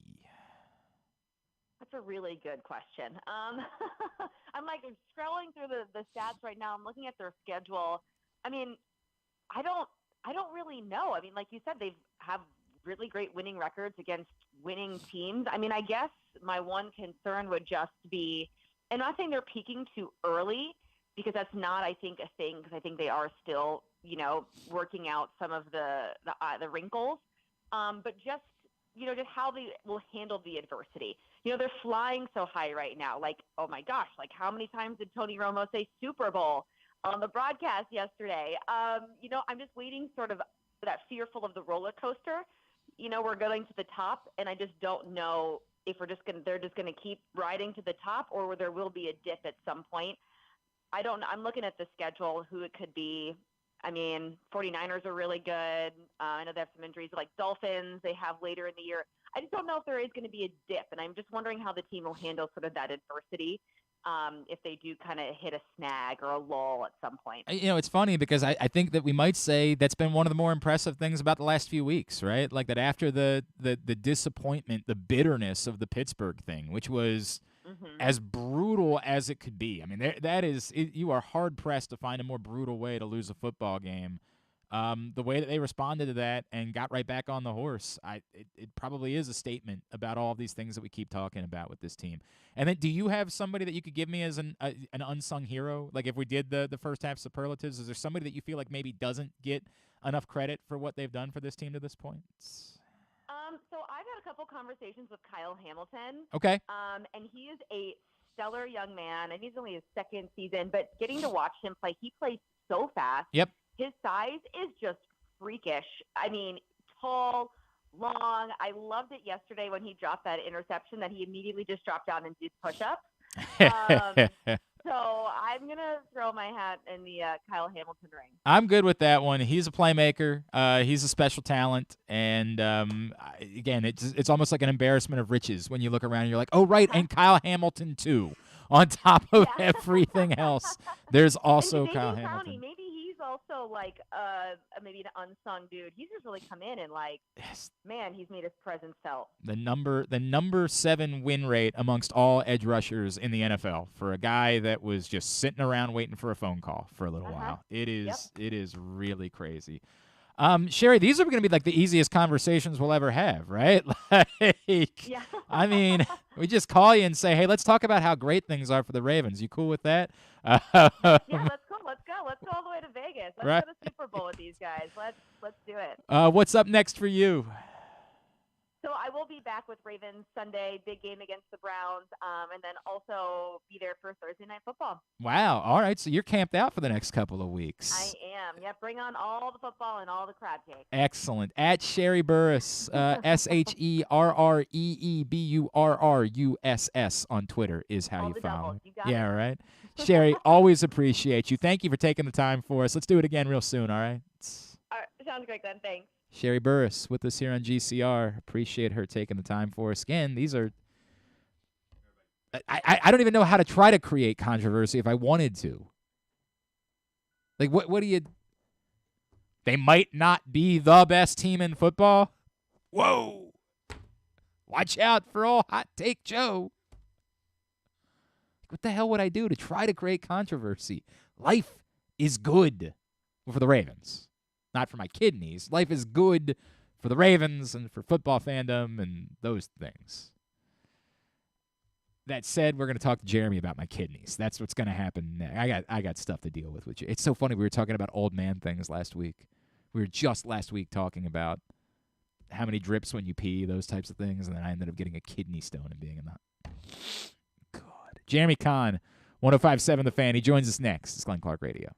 The latest edition of Press Box is available now. On the cover, Todd Karpovich profiles the Orioles' survivors, Anthony Santander, Austin Hayes, Cedric Mullins, and Ryan Mountcastle, who all came from the previous regime but stuck through tough times to be key pieces in guiding the franchise back to prominence. Also inside, we remember the iconic Brooks Robinson with tributes from Jim Henneman and myself, Stan the Fan Charles, and a trip down memory lane to remember the most significant moments of his career. Plus, we meet players from college basketball programs around the state. Pressbox is available for free at over 500 area locations, including 60 Royal Farm stores, and you can always find the entire edition, as well as the best daily coverage of the Orioles, Ravens, and Terps at PressBoxOnline.com.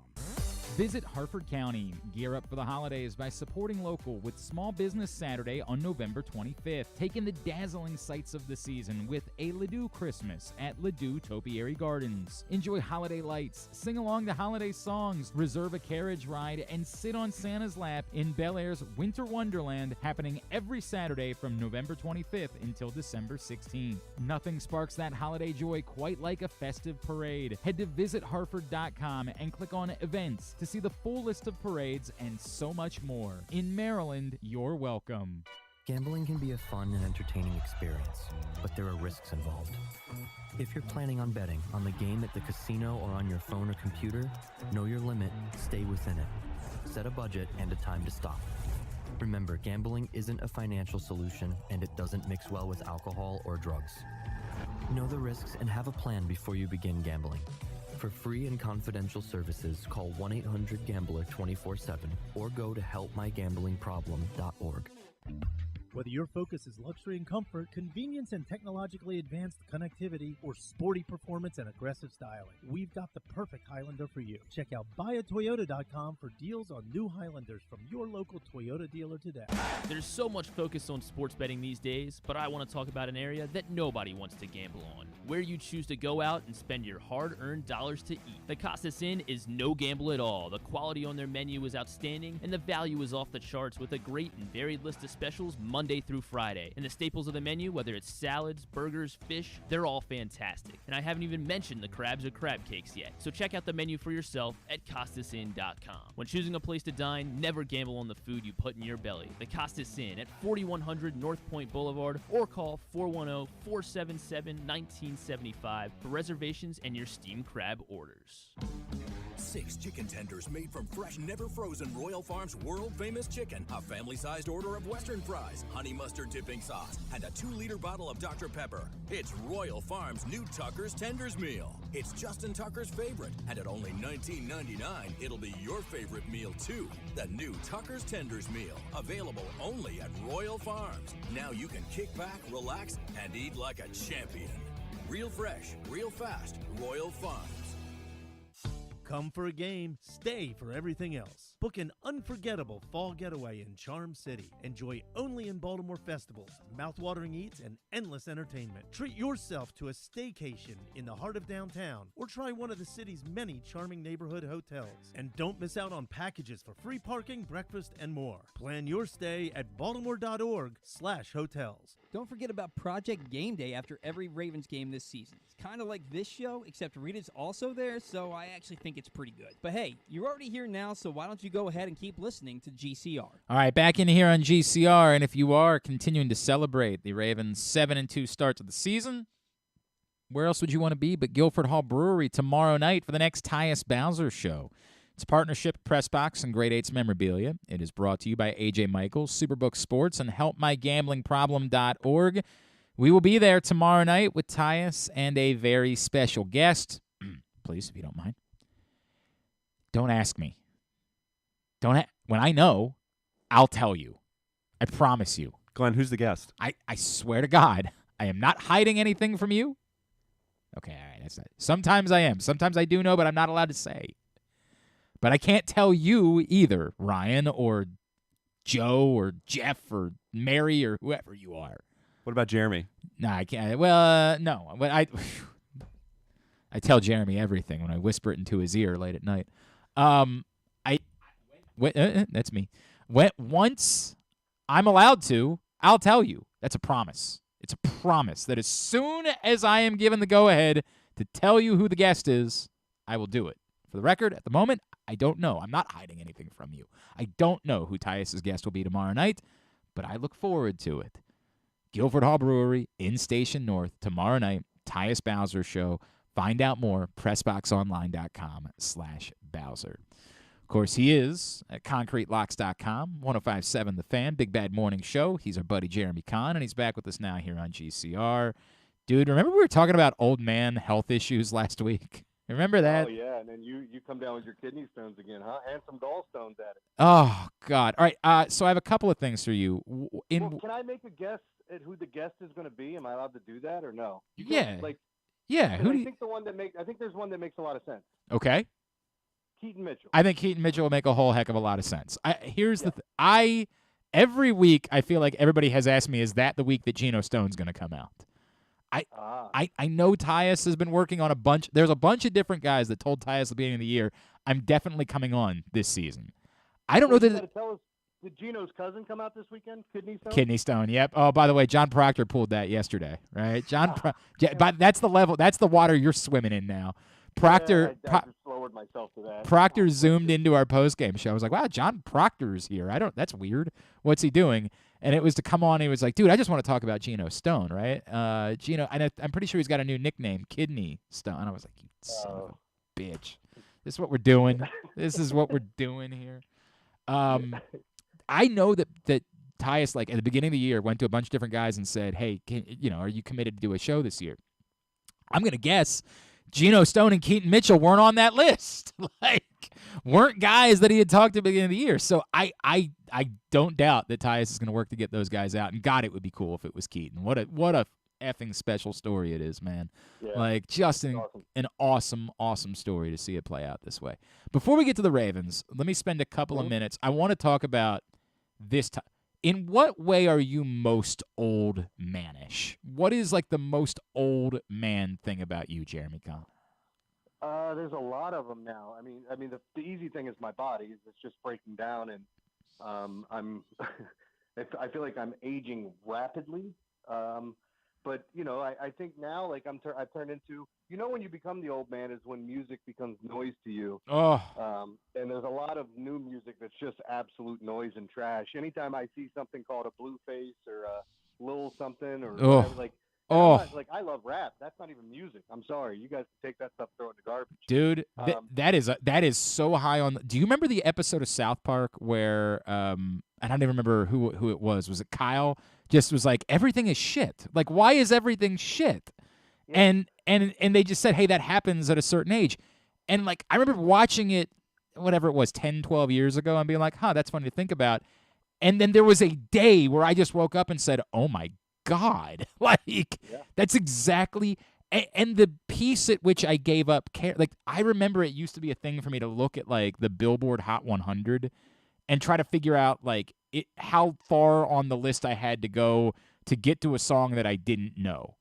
This is a straight shoot, Jeremy. When I was younger, I would pull up, because I always want to know what the hot number one song was. I would pull up the Billboard Hot 100 once every few weeks and be like, boy, how, in the 40s maybe I'd get to a song, I'd be like, I don't know what that song is. That's wild. Or like, 7 of the top 100 songs, I wouldn't know them. The bit for me now is to pull up the Billboard 100 and see how long it takes for me to get to a song that I know. I don't know any of them. Well, it's just like, too, as you look at things and remove it, like the other thing that's happening to me is I'm falling behind in the times of electronics. Like I used to be the guy that would hook up the video games, know where everything was, and then now like I'm plugging something into a TV and I'm asking my son, which one of these apps is it on, or how do I get to it? And so like technology is starting to pass me by a little bit more. I still haven't even got into the whole tapping my card thing. So, like those old man things are also relevant to me. Okay, so I thought there's a Twitter post that goes around every year on Father's Day that's like, hey, in what way are you most a dad? And the idea is that like even if you're not a dad or if you're a woman, you're supposed to respond to it. And I used to say that the answer was that whenever anyone is at my house, I will ask them if they want me to make a fire. I don't know where it came from. I don't know when it happened. But at some point in my life, it could be the middle of the summer. If people are at my house, I will say, you guys want me to make a fire? And I don't know why. I can't pin. Some of it is the joy of making a fire, right? Like some of it is I'm selfishly hoping that people do want me to make a fire, right? Like there's a part of it's like that would be a pleasant way to spend the day. But it just came to me whenever anyone is at my house. I don't care who they are, people I've known for 50 years, people I've never seen before in my life. If you're a friend of my wife's that's just happened to be stopping by, would you like me to go make a fire? I do it all the time. But I have realized. Go ahead. No, I was gonna say I remember time you make fire. I also remember time you make wheel. Yeah. Wheel was cool. Yeah, wheel. So. Not bad. Not bad. When I was sitting in the emergency room on Saturday, I started line iteming everything that was going on. Like when because you get a kidney stone, they have to go like even if I knew I had a kidney stone because I had one once before, and so this time I knew exactly what was happening to me when I was in the car. And the pain in my abdomen was like going from the entire side around to my back, and it was screaming, and I had to pull over 3 different times. I knew what was happening. Oh, you got hit while you were driving. Oh, it was so awful. And I still I had to call because I was supposed to go to a football game. I had to call our buddy Gary Stein and be like, bro, I am begging you. I need you to come fill in for me. I will give you all of my notes. I will prepare, all of that stuff. What I kept thinking about was how, like, our medical system, I know I have a kidney stone, but I can't just, like, go tell somebody I have a kidney stone, can you give me some drugs and get me out of here? It still had to be a 6-hour production. I've got to pee for 3 different people. I've got to get blood drawn by 3 different people. I've got to do, like, I just want to be able to walk in and say, hi, Glenn, kidney stone, shoot me up, let me get out of here so I can go on with my life and pass this thing. I know I have it. And I'm sitting there in the, like this room in the emergency room, and I can't just say, hey, they're doing their job. I'm like angry about the whole thing. Because you're waiting for all that stuff and you already know what it is. But I can't. I'm incapable of just saying, "Hey, these people are they're good people. They're doing their jobs. They're trying to make sure that I don't have anything worse going on." Like God knows. Like what if they had done the blood test and been like, "Hey, by the way, yeah, you got a kidney stone, but you also have cancer, right?" Like I should have been capable of just saying, "Hey, chill out," but I can't do it. It's like the most old man I was when the girl came in and said, it's time now for you to go to the CT scan. You have to get in this wheelchair. I was furious. All I could think about is like, what, so you could charge my insurance company another $1,000 for a wheelchair ride? Like, I couldn't help myself in those moments. And I had to apologize to these poor girls who were wonderful and couldn't be doing it because I was taking out my, like, inner dad on all of them over the entire experience. Yeah, and that's kind of how like my kidney stone experience, and I'll give you the abbreviated version. Yeah. I'm still angry at the hospital. I never got seen. Like I spent 12 hours in a hospital, and they took me back to get I got a shot of morphine because pain was coming back again. So I had the shot of Toradol in the afternoon, but like it is weird when your first time going through it, and then when you realize the second time you're going through it. Because my first time going through kidney stones, I thought I might have COVID.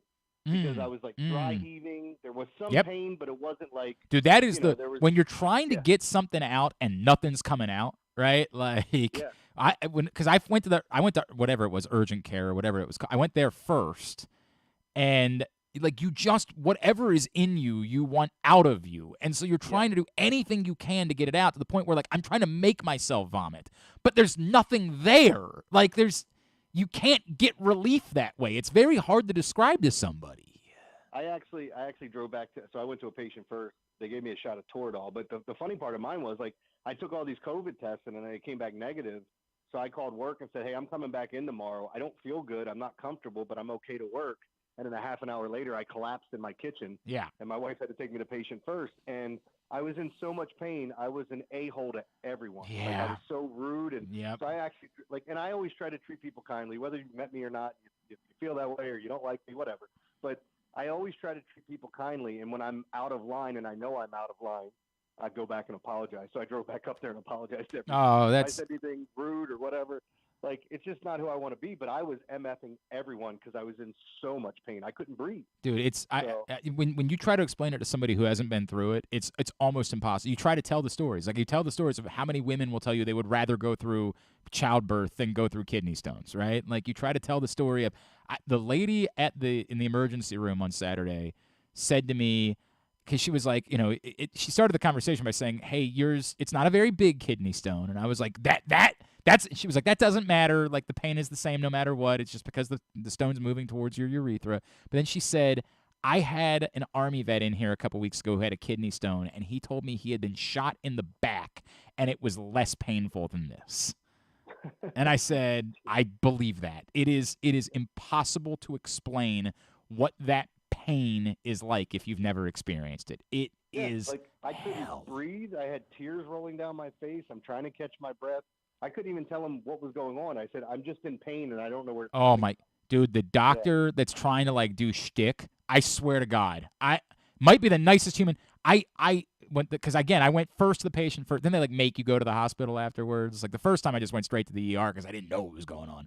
I was like, this time I'm like, I know I have a kidney stone. Let me just go to the patient first. And they got the Toradol in me, and then I was okay. I could drive myself to the emergency room from there. Yeah. But like the doctor at the patient first or whatever it was, I'm sorry, I don't remember the name of the place was. But the guy comes in and he's like trying to be pleasant and he's trying to have fun and he's trying to, and it's all going, I can't even hear the words he's saying.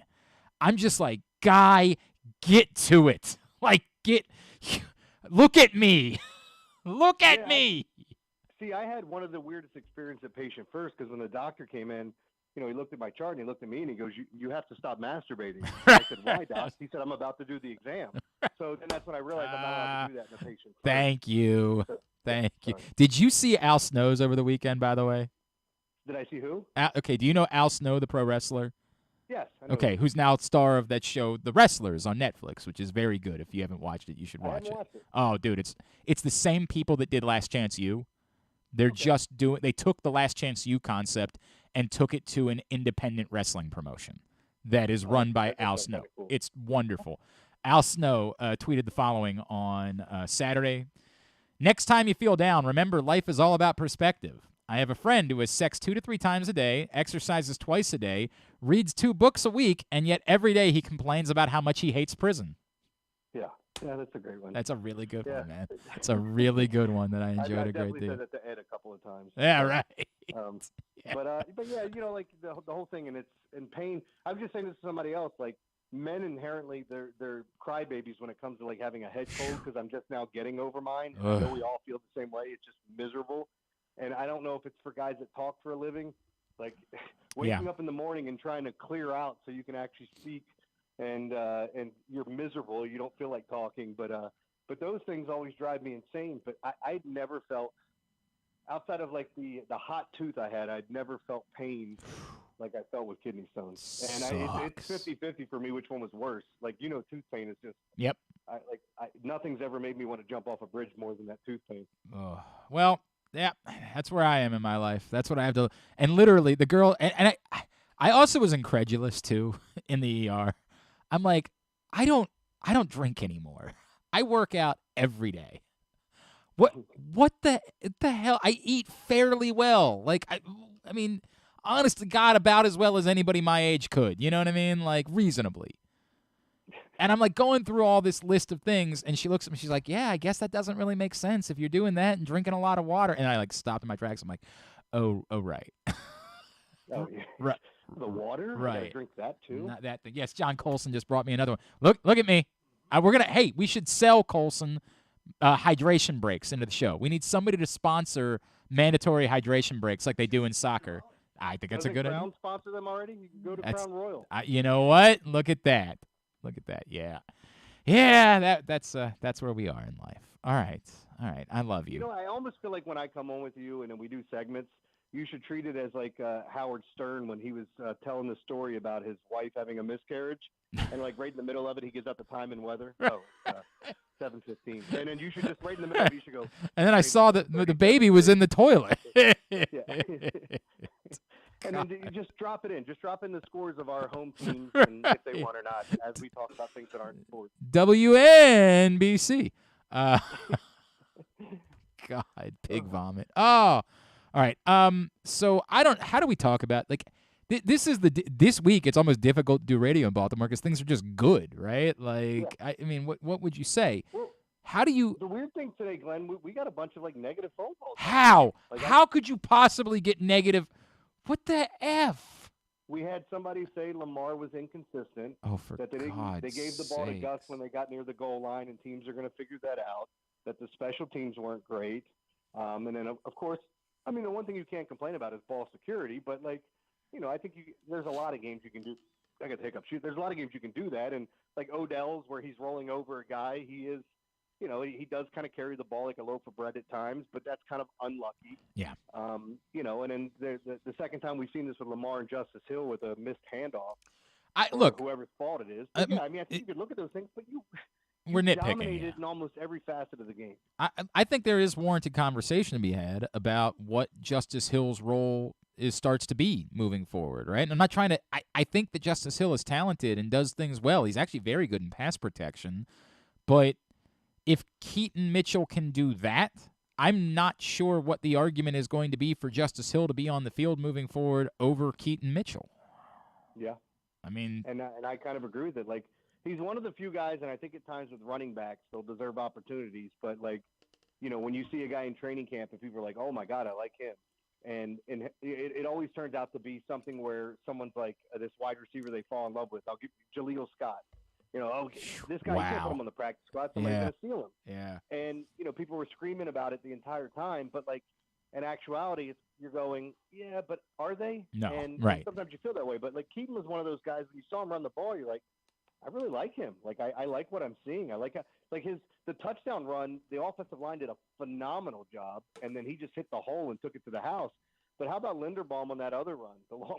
I mean, he put the women and children to bed and went hunting for supper. Correct. He laid somebody out and said, I'm still hungry, and he wanted to go hit somebody else. Man, Yep. It was great to watch. And you need games like that. But like the thing that those games, when you see them playing the Lions and Seattle and they blow them out, it always makes you wonder, like, where is that in a week-to-week situation? Why don't we see that team when you face Cincinnati or when you face Cleveland? You know, like, it doesn't feel like you get it that often.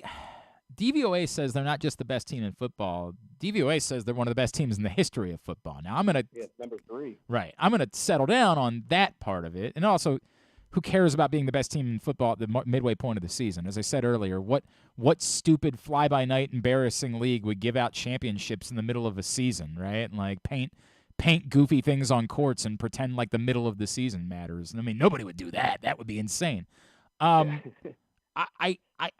I say this to say, like, I do think, like, I don't think it would be crazy for Ravens fans this week to start, like, looking at what the price of a flight to Vegas would be. I'm like, get it refundable. Like, I'm not saying the Ravens are going to be in the Super Bowl, but I think it's warranted to say that they have something that if they can stay largely healthy, right, like particularly a few places, stay healthy, obviously quarterback, I don't think it's nuts to start talking about this team as genuinely having a chance to do something special. But being in Vegas for the Super Bowl, is there anything like there's nothing? It's not a bad thing, even if your team's not there. So like, yeah, that's true, but it's going to be dude. Yeah. Dude, think about that. You and I know from having done the number of Super Bowls that we've done over the years, like price gouging for an Indianapolis Super Bowl is out of control. Now imagine what price gouging is going to be for a Las Vegas Super Bowl. Like, think about if you just want to go out and get like some chicken and waffles on a Tuesday, it's going to cost you $150. Like, I was really thinking about this last night because, like, I am going to have the conversation this week at Press Box about what our plans will be if the Ravens make the Super Bowl. Like, it is going to be the most hellacious cost Super Bowl there's ever been. And New York was not great, but New York is spread out enough that, like, if you get they can't price, not everyone can price gouge you in New York, right? Like, Indianapolis was centered, so like there was nowhere to go. Like, when you were in Indianapolis, you had to pay whatever they were charging because the entire town exists in about 8 blocks, and they all got together and agreed to price gouge you that way. Las Vegas, based on the size and based on what they do anyway, Las Vegas will be the greatest price gouge Super Bowl. You will not be able to afford anything that week. It's going to be ridiculous. Yeah. I mean, Yeah, seeing the way that the price gets driven up on a lot of different things, it's definitely going to happen at the Super Bowl. I remember the one Super Bowl not making much money in radio. I think we ate at Hooters 4 days out of the week. I mean, that wasn't the only reason we ate at Hooters. I was gonna say, what are you, dude? I was telling John Colson a story. I don't know if you were there. I remember Zinno being there. Maybe you were there with us too. One night we got invited out. Ray, Drew, the former employer, and I, to have dinner with Jim Nantz and Nick Faldo, right? And so Drew, of course, was completely naked. Like, he just showed up nude to the event. Mm-hmm. Ray and I got in there, and within 5 minutes, Ray said, "I'm out." And I said, and I knew, I realized what he was saying, but I had to see it for another 15 minutes in order to fully realize it. He said, "I'll be at Hooters. Come meet me when you realize you don't want to be here anymore." And I was like, oh, okay. And 15 minutes later, I texted him and said, "Where's the Hooters?" Yeah, on my way. Because the person that you would assume made it all about themselves, and the rest of, like, this is how badly Drew loves Jim Nantz and Nick Faldo. He put up with it. He dealt with it. Oh, I'd be willing to bet that. But did you tell Ray, did you do the old Michael Scott and say, "Hey, I'll have the chicken breast, no chicken"? See how it worked out. I did not do that. I can't remember. I think Casey was there and Zinno was there. I just remember, like, me walking in like, holy F, I walked into Hooters dressed up because we had been at, like, this nice place for this dinner with Jim Nantz and Nick Faldo, and I legitimately just walked it. Ray and I just walked out of dinner with Jim Nantz and Nick Faldo. We just got up and said, "We got to go. Like, we cannot be here." It's the most awful experience ever, man. Dude, let me tell you another thing. Like, now I totally get it. Yeah, dude, that's I get it now. The night was poor Drew's like trying to talk to Nick Faldo about, like, the Masters, right? Like, Drew, he's masturbating in front of him, and this guy just. Go ahead. You finish. The guy's like, "Hey, CBS, huh? Well, let me tell you about what we got going on. Let me tell you why what we're doing is better." The first time I ever got called for a television appearance when the whole steroid controversy started, okay, and Rafael Palmeiro got busted, CNN actually called the radio station and they were looking for somebody, and they said, "Who do you have?" I said, "Well, our morning show guys are on the air right now. I host in evenings," and they're like, "Oh, so you're one of the hosts there? Do you mind doing it?" I said, "No, I'd love to do it." So I called Nestor to let him know that I had this great opportunity. You didn't get to see me on CNN later that afternoon. You got to see him, of course he thought it was perfectly suited for him. Of course. So that douchebag took my opportunity to be on TV for the first time in my life. The steroid expert, right? Like that was the guy. In fairness, I mean, dude, they want to hear about my road trips. Swear to God, man. I swear to God. And Ray saw it coming from a mile away. Like, Ray, I even remember him being like, "I don't even know that I want to show up." Like, I think Ray was like trying to, because we have been friends for a long time with the PR people that were involved. Ray was like, "I will go say hello," and like, because Jim Nantz is maybe the nicest human being. By the way, Jim Nantz also invited me before the game on Sunday to come hang out with him in the booth ahead of time, and I got a kidney stone, so I feel real good about that.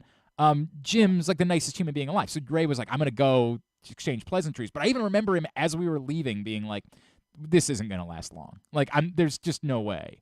And 5 minutes in, and I was just, I don't, man, like, we're out of here with Jim Nantz and Nick Faldo. This is nice. 10 minutes later, I said to myself, "Oh boy, I understand. I gotta go." Yeah, I get it too, because like when you're around people where the entire, like, no matter what we're talking about, they have to be the center of the story and everything else, and they've got to be in on it. And I need you to look at me because I almost died because I was in New Orleans 2 weeks before Hurricane Katrina hit. What if I had stayed? I might be dead. Right. Like, come on, dude. Oh, God. The number of times that somebody would be like, we'd have somebody come around and they talk about like how they had cancer, and they'd be like, "Dude, my back kind of hurts. So like really the story is about me." Yeah. If you put your mind to it, you can do anything. Well, count to 10 on your fingers. Let me know. Oh, anyway, no. You did this. You brought this out of me. It's on me. Sorry. All right. What's going on this week on the Big Bad Morning Show? Yeah, we had a little bit of fun today with Preston being in with Monday Morning Quarterback, but we'll be focusing on the Browns this week. The dominating win they had over Arizona and whoever the hell Tune is. I mean, that was just one of the worst games we've seen. Been a lot of focus on that, of course, and then, getting into NBA, NHL, all the other stuff that's starting up, and college basketball starting up. That's right. So That's right. Picks every day, concretelocks.com. Make sure you signed up. At JCon Sports on Twitter is how you follow him. Love you, buddy. Talk to you next Monday, all right? Thanks, guys. I'll see you. It's Jeremy Conn, 105.7 The Fan, with us here on GCR. All right, let's dish out some pats on the ass, shall we? Pats on the ass are brought to you by Live Casino and Hotel Maryland. Ryan, you want to tell everybody what's going on at Live Casino and Hotel? Yeah, was luck not on your side in your recent bet at the FanDuel Sportsbook at Live Casino and Hotel Maryland? Well, get ready to turn those losses into winning opportunities with the second chance to win promotion. Between now and January 4th, 2024, all Live Casino and Hotel Maryland Rewards members will be able to enter their losing slips into the second chance to win drum, and 2 nights a week, 20 winners will be chosen. Prizes range from Live Casino and Hotel Maryland apparel, sports and social ultimate happy hour, cash and free play prizes up to $500. Drawings will be held every Thursday and Monday. At Arundel Mills, must be 21. Please play responsibly. For help, visit mdgamblinghelp.org or call 1-800-GAMBLER. All right, you know the deal. You pick 5 Ravens. You rank them 5-1. 2 of your players must be offensive players. 2 of them must be defensive players. The 5th can be another offensive player, another defensive player, a special teams player, or a coach. It's a wild card. Number 1, of course, being your man of the match. Here we go. Oh, and Griffin sent me his as well, so all 3 of us will be chiming in. And he's not here for me to yell at him about his list, although I don't even know that I can yell. He's had some bad lists this year. Some really bad lists at times. But there really are a litany of options that you could have chosen from this week, so it's going to be hard for me to complain about anybody that got on or off a list. My number 5 this week, I just feel like we have to continue, and I hate it because it meant I had to leave a lot of other guys off. Like I had to leave Mark Andrews off my list. Mark Andrews would have been 6th on my list. Justin Madubuike would have been on my list. I don't know exactly what, but like I had to put Mike McDonald on the list again. It's unbelievable what they're doing. And it's not all on him. A lot of it is the players. But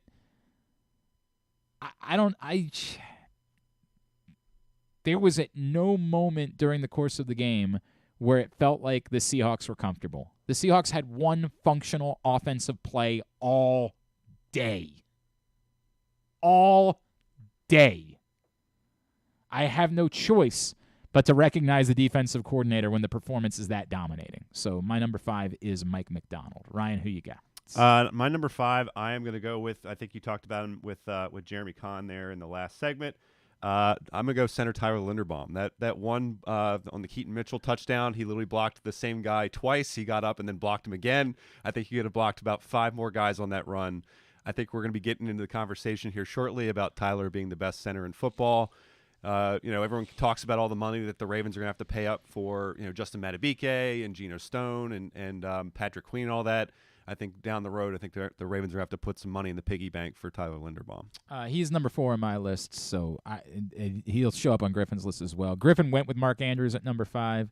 Said he's still the guy on 3rd down. Love that everyone is involved in the pass game, but he's clearly the safety blanket and somehow always open. I said this before the season began. Like when I was a regular on Michael Fabiano's show on Sirius XM Fantasy, and every time somebody would say, well, which one of the wide receivers? I kept trying to find the right way to say, like, hey, I think that this, but the truth is, don't kid yourself. This is still Mark Andrews' offense. Like, don't get it twisted, as Jonathan Gannon would say. It's still going to be Mark Andrews' offense. And he didn't make my list yesterday, but he was great, so I have no problem with him being on Griffin's list. Yeah, my number 4 was Tyler Linderbaum, and I'm with you. He's almost speaking on when you run for 300 yards, you got to represent the offensive line some way on that list, and in part because of the play, we all saw the same thing. But I thought he was great all day long. So Tyler Linderbaum was on my list as well. He was my number 4. My number 4 is a guy that actually didn't make like a big amount of plays on Sunday, but with the fact that he's been there or that he's on the field healthy, you see his impact, and that's Marlon Humphrey. I mean, if you look at the box score, the only guy for the Seahawks that really had some numbers that was glaring was Jackson Smith-Njigba. But if you look at DK Metcalf and Tyler Lockett, they combined for 4 catches for 82 yards. And I know Marlon's not making the interceptions this year. I know there's not a lot of fruit punches in this year, but I think the fact that that passing game got limited yesterday, I think Marlon's impact should be mentioned. I know I said there couldn't be a wrong answer. There was way too many guys that were impactful yesterday for me to even consider. So I didn't realize that we could have the same guys. That I remember we used to play. That was a different thing years ago. Don't give me a real list. Don't just pick 5 random guys. I'm not picking what. I think even if we were allowed to have the same players, I would put Marlon Humphrey on my list. No, there are way too many guys that were way too impactful on the game for me to get. Not to say that Marlon Humphrey was bad yesterday. He wasn't. It just way too many guys that had too much of an impact on the game for me to consider that. Griffin picked somebody who is much higher on my list. He picked Kyle Van Noy as his number 4. I will tell you that Kyle Van Noy is higher on my list, and we'll get back to it in a minute. My number 3 is Geno Stone. And it's not just because of the interception. Like, he kept making plays as the game went on. Like, he started making some big tackles, which is cool to see. I've had this weird... I have not been able to define how we talk about Geno Stone. Because the interception number is real. It's a thing. Do you know who's second in the NFL interceptions right now? No. The truth is, you wouldn't know who was first if it wasn't Geno Stone. Right? Like, it's a weird... The interception stat is always odd because sometimes it's just the guy that gets thrown at, right? Like, you get the most opportunities, whereas... Is it the guy with the Cowboys has, like, the 3 interceptions for touchdowns? I don't remember who that is, to be honest with you. I don't... Who... That's probably your point. That's you don't even know who has the... I don't remember who that is. Currently in second, this must be the guy, Deron Bland. Yep. There you go. He's tied with someone else I've never heard of named Paulson Adebo from the Saints. Sometimes interceptions are just, you're the guy that's there. And a couple of times this year, Geno Stone has gotten gift interceptions. And we got to be, the ball just happened to be thrown terribly, and he was the guy that was there. But I thought yesterday he had a more complete game. I have, the thing that you said a minute ago about guys you got to pay, I've made peace with Geno Stone probably won't be a Raven moving forward. I don't know how much of this they say is he's special versus it's just kind of worked out this year. And if somebody wants to pay Geno Stone a boatload of money because of the number of interceptions that he's had, I think the Ravens, in plotting out who they're going to pay, will probably end up saying we can't pay an extraordinary amount of money just because someone had a wild number of interceptions this season. But it doesn't change the fact that it's happening.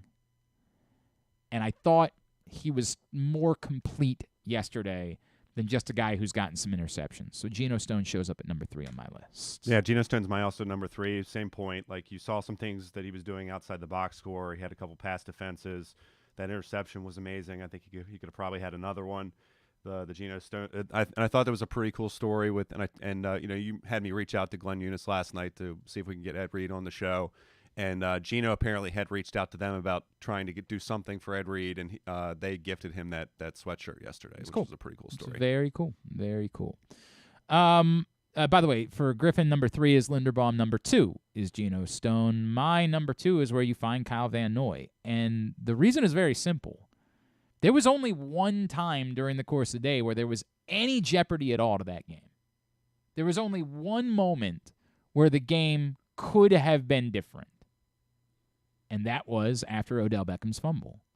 Because all of a sudden, there's a little bit of momentum.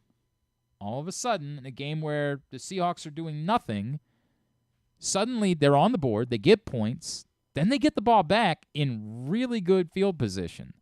And it's easy to second guess, should the Ravens have been as aggressive as they were when they got the ball when they did, right? Like, should they have been more content to just, run the ball, go to the half, you're up 14-3, you're dominating. Well, now imagine if the Seahawks go and score, get a touchdown. Now all of a sudden it's 14-10 at the half, and those demons of games that you had no business losing earlier in the season perhaps start to creep in a little bit.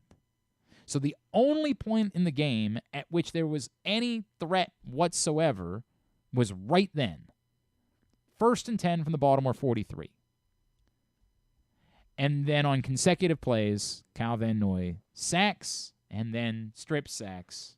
Geno Smith gives the Ravens the ball in good field position. Instead of it being 7 points one way, it's 3 points the other way, a potential 10-point swing, courtesy of Kyle Van Noy, and there is no longer any threat whatsoever. In fact, the moment was so important that I almost made him number 1 on my list. Because I do think that we lose touch of what people are doing in circumstances sometimes. And the circumstances when Kyle Van Noy was making plays were the only circumstances where the game was in any amount of jeopardy.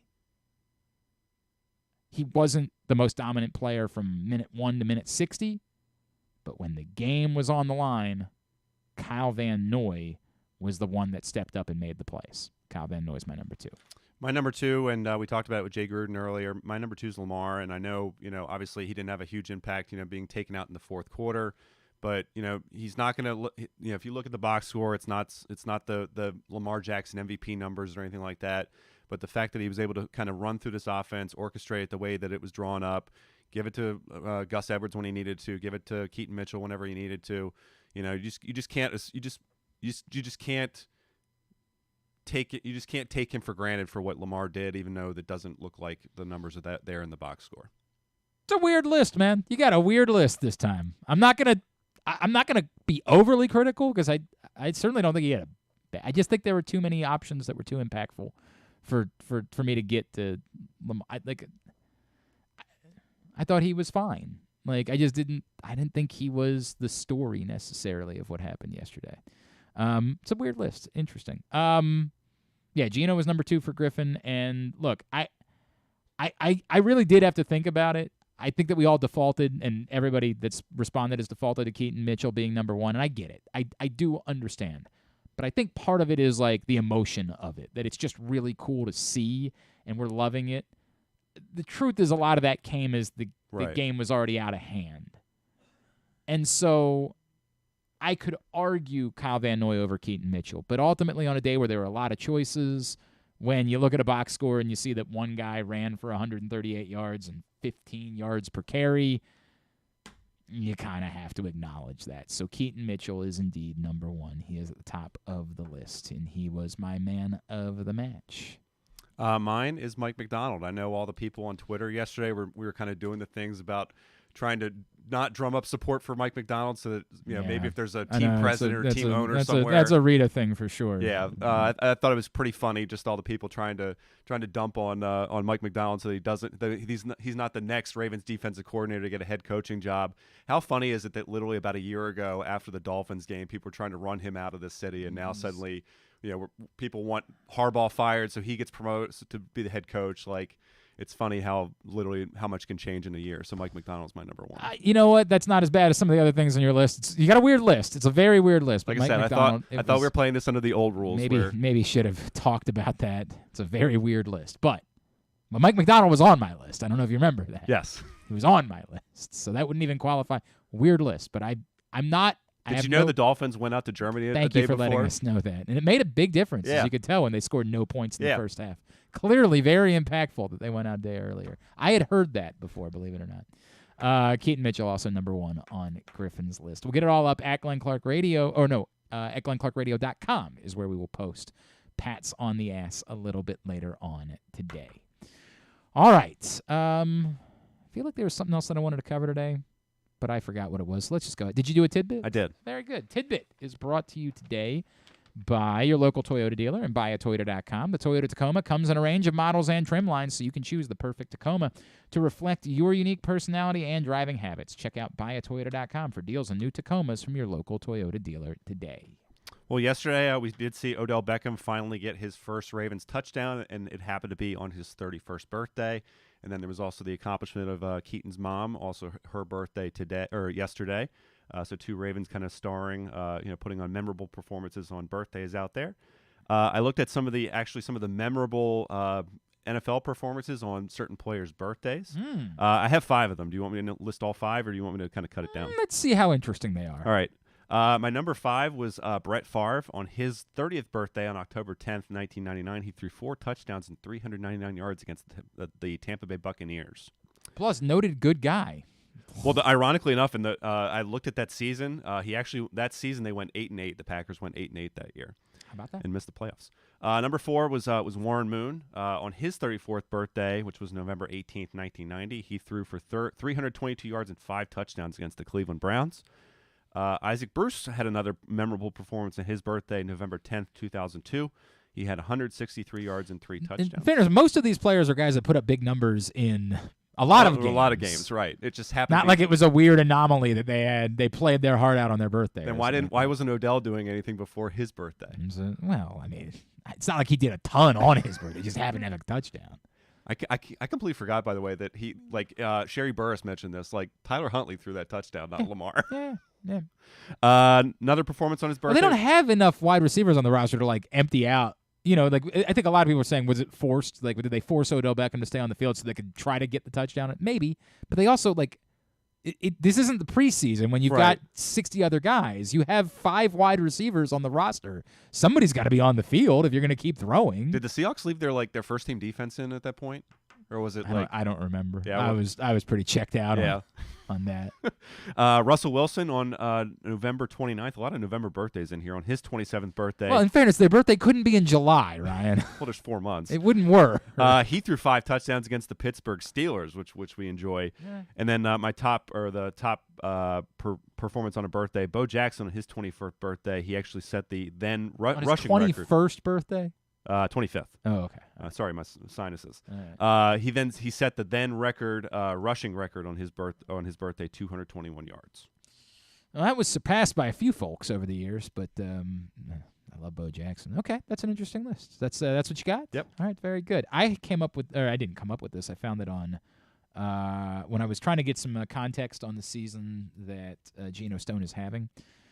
These are the players. Let me see. 1, 2, 3, 4, 5, 6, 7, 8, 9, 10, 11 Ravens, including Geno Stone. So 10 other Ravens all time have had 5 or more interceptions in a season. This is from Rocco DeSangro on Twitter from Fox 45. Can you name the other 10 Ravens to have had at least 5 interceptions in a season? Was one of them the legend of the game on Sunday, Chris McAllister? Certainly was. He did it 2 times. Okay. Dwayne Starks? Dwayne Starks did it once. Dwayne Starks did it 3 times. Rod Woodson? Rod Woodson did it twice. Ed Reed? Of course, did it the most 7 times. Samari Roll? Samari Roll never did it. Huh. Not as a Raven. Another one that's surprising that isn't on the list. Ladarius Webb? Ladarius Webb did, yes. Ladarius Webb. So how many have I gotten? Gotten 5, halfway there. And what's the number? 5 interceptions in a season. Kim Herring? Kim Herring never did it. Eric Weddle? Eric Weddle did. Will Demps? Will Demps did not. DeJuan Landry? DeJuan Landry did, yes. So you are 7/10 of the way home. Is there a linebacker in there? There is a linebacker in there. Ray Lewis? Yes, Ray Lewis.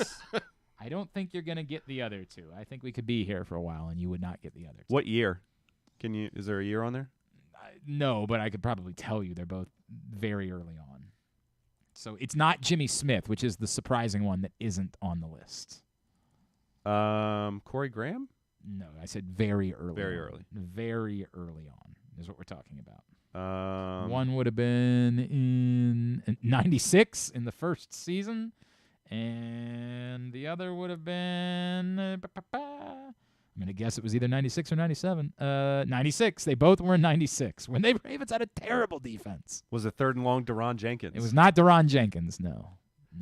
I don't have enough. Antonio Langham had 5 interceptions in 96, as did this one. This guy was a player. Eric Turner also had 5 interceptions in 96. I didn't realize Eric Turner was only here for 1 season before he went to Oakland. That one I would have missed.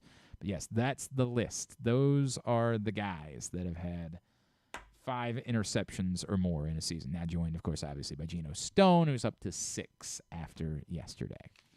All right, let's get Tubular. Tubular is brought to you by Superbook. Of course, Monday Night Football tonight. Right now, Jets, 3.5-point dogs at home against a Chargers team that I don't know that you can trust.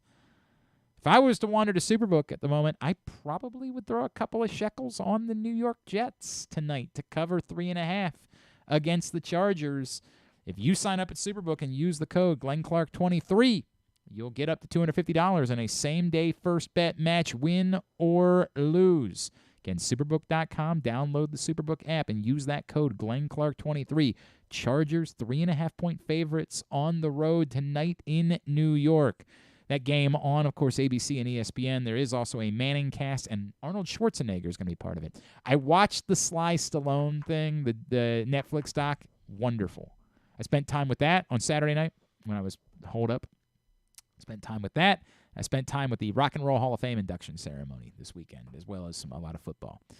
Of course, college basketball season gets underway tonight. A couple games. I don't know that anybody on the planet has the Pac-12 network, but if you do, Towson's at Colorado at 7:30, Morgan's at Arizona at 9:30. Maryland women open the night at 7 against Harvard. It's on Big Ten Network Plus.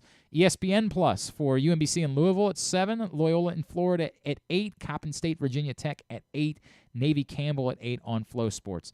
The rest of the college basketball, find at GlennClarkRadio.com. A couple of highlights, but it's a bet. And of course, it's on the same night that football season. Like, what is college basketball doing? Bump this back a night.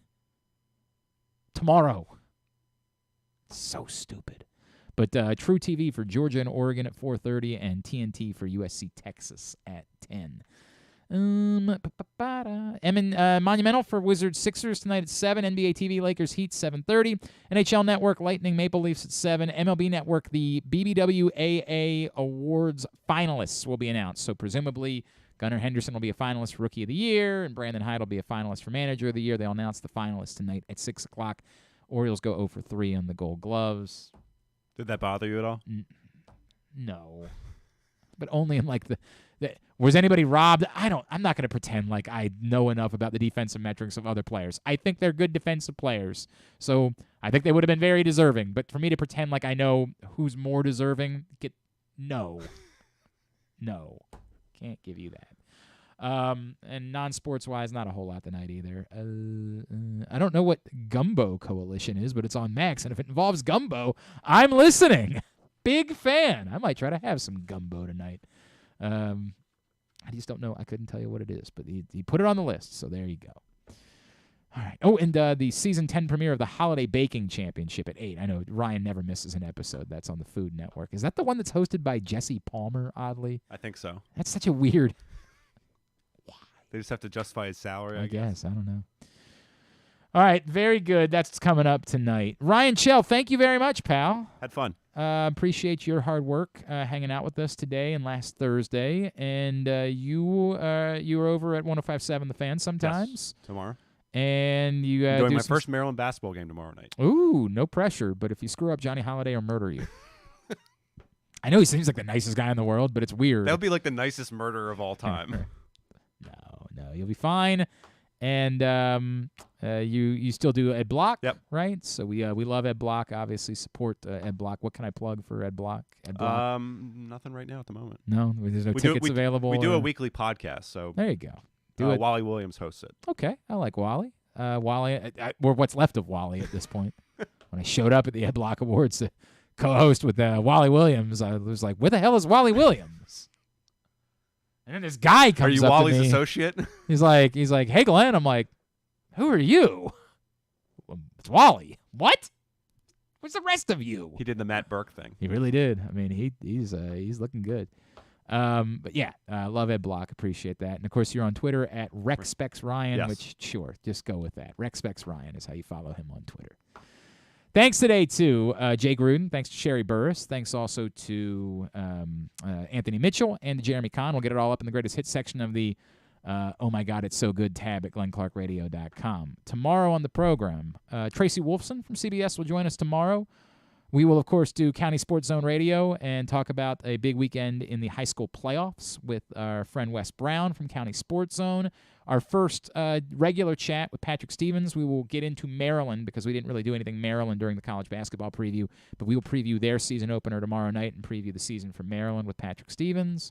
And we'll preview Waiver Wire Wednesday with Joe Serpico as well. All that coming up tomorrow. I guess Keaton Mitchell will be throwing all your fab money at this point for a guy that we don't even know what his role is going to be next week. Like, I couldn't even tell you how many carries he's going to get, but in this town, everybody is going to throw their fab money. I had him Keaton on my Mitchell. roster 2 weeks ago, and I dropped him. Oh, you aren't alone. Yep, and I'm not getting him back. A lot of people who dropped him. He's only available in one of the 3 leagues that I play in. I think Proctor has him in our league, right? I think that's in that league. I think you're right about that because he has Gus too, so it makes sense.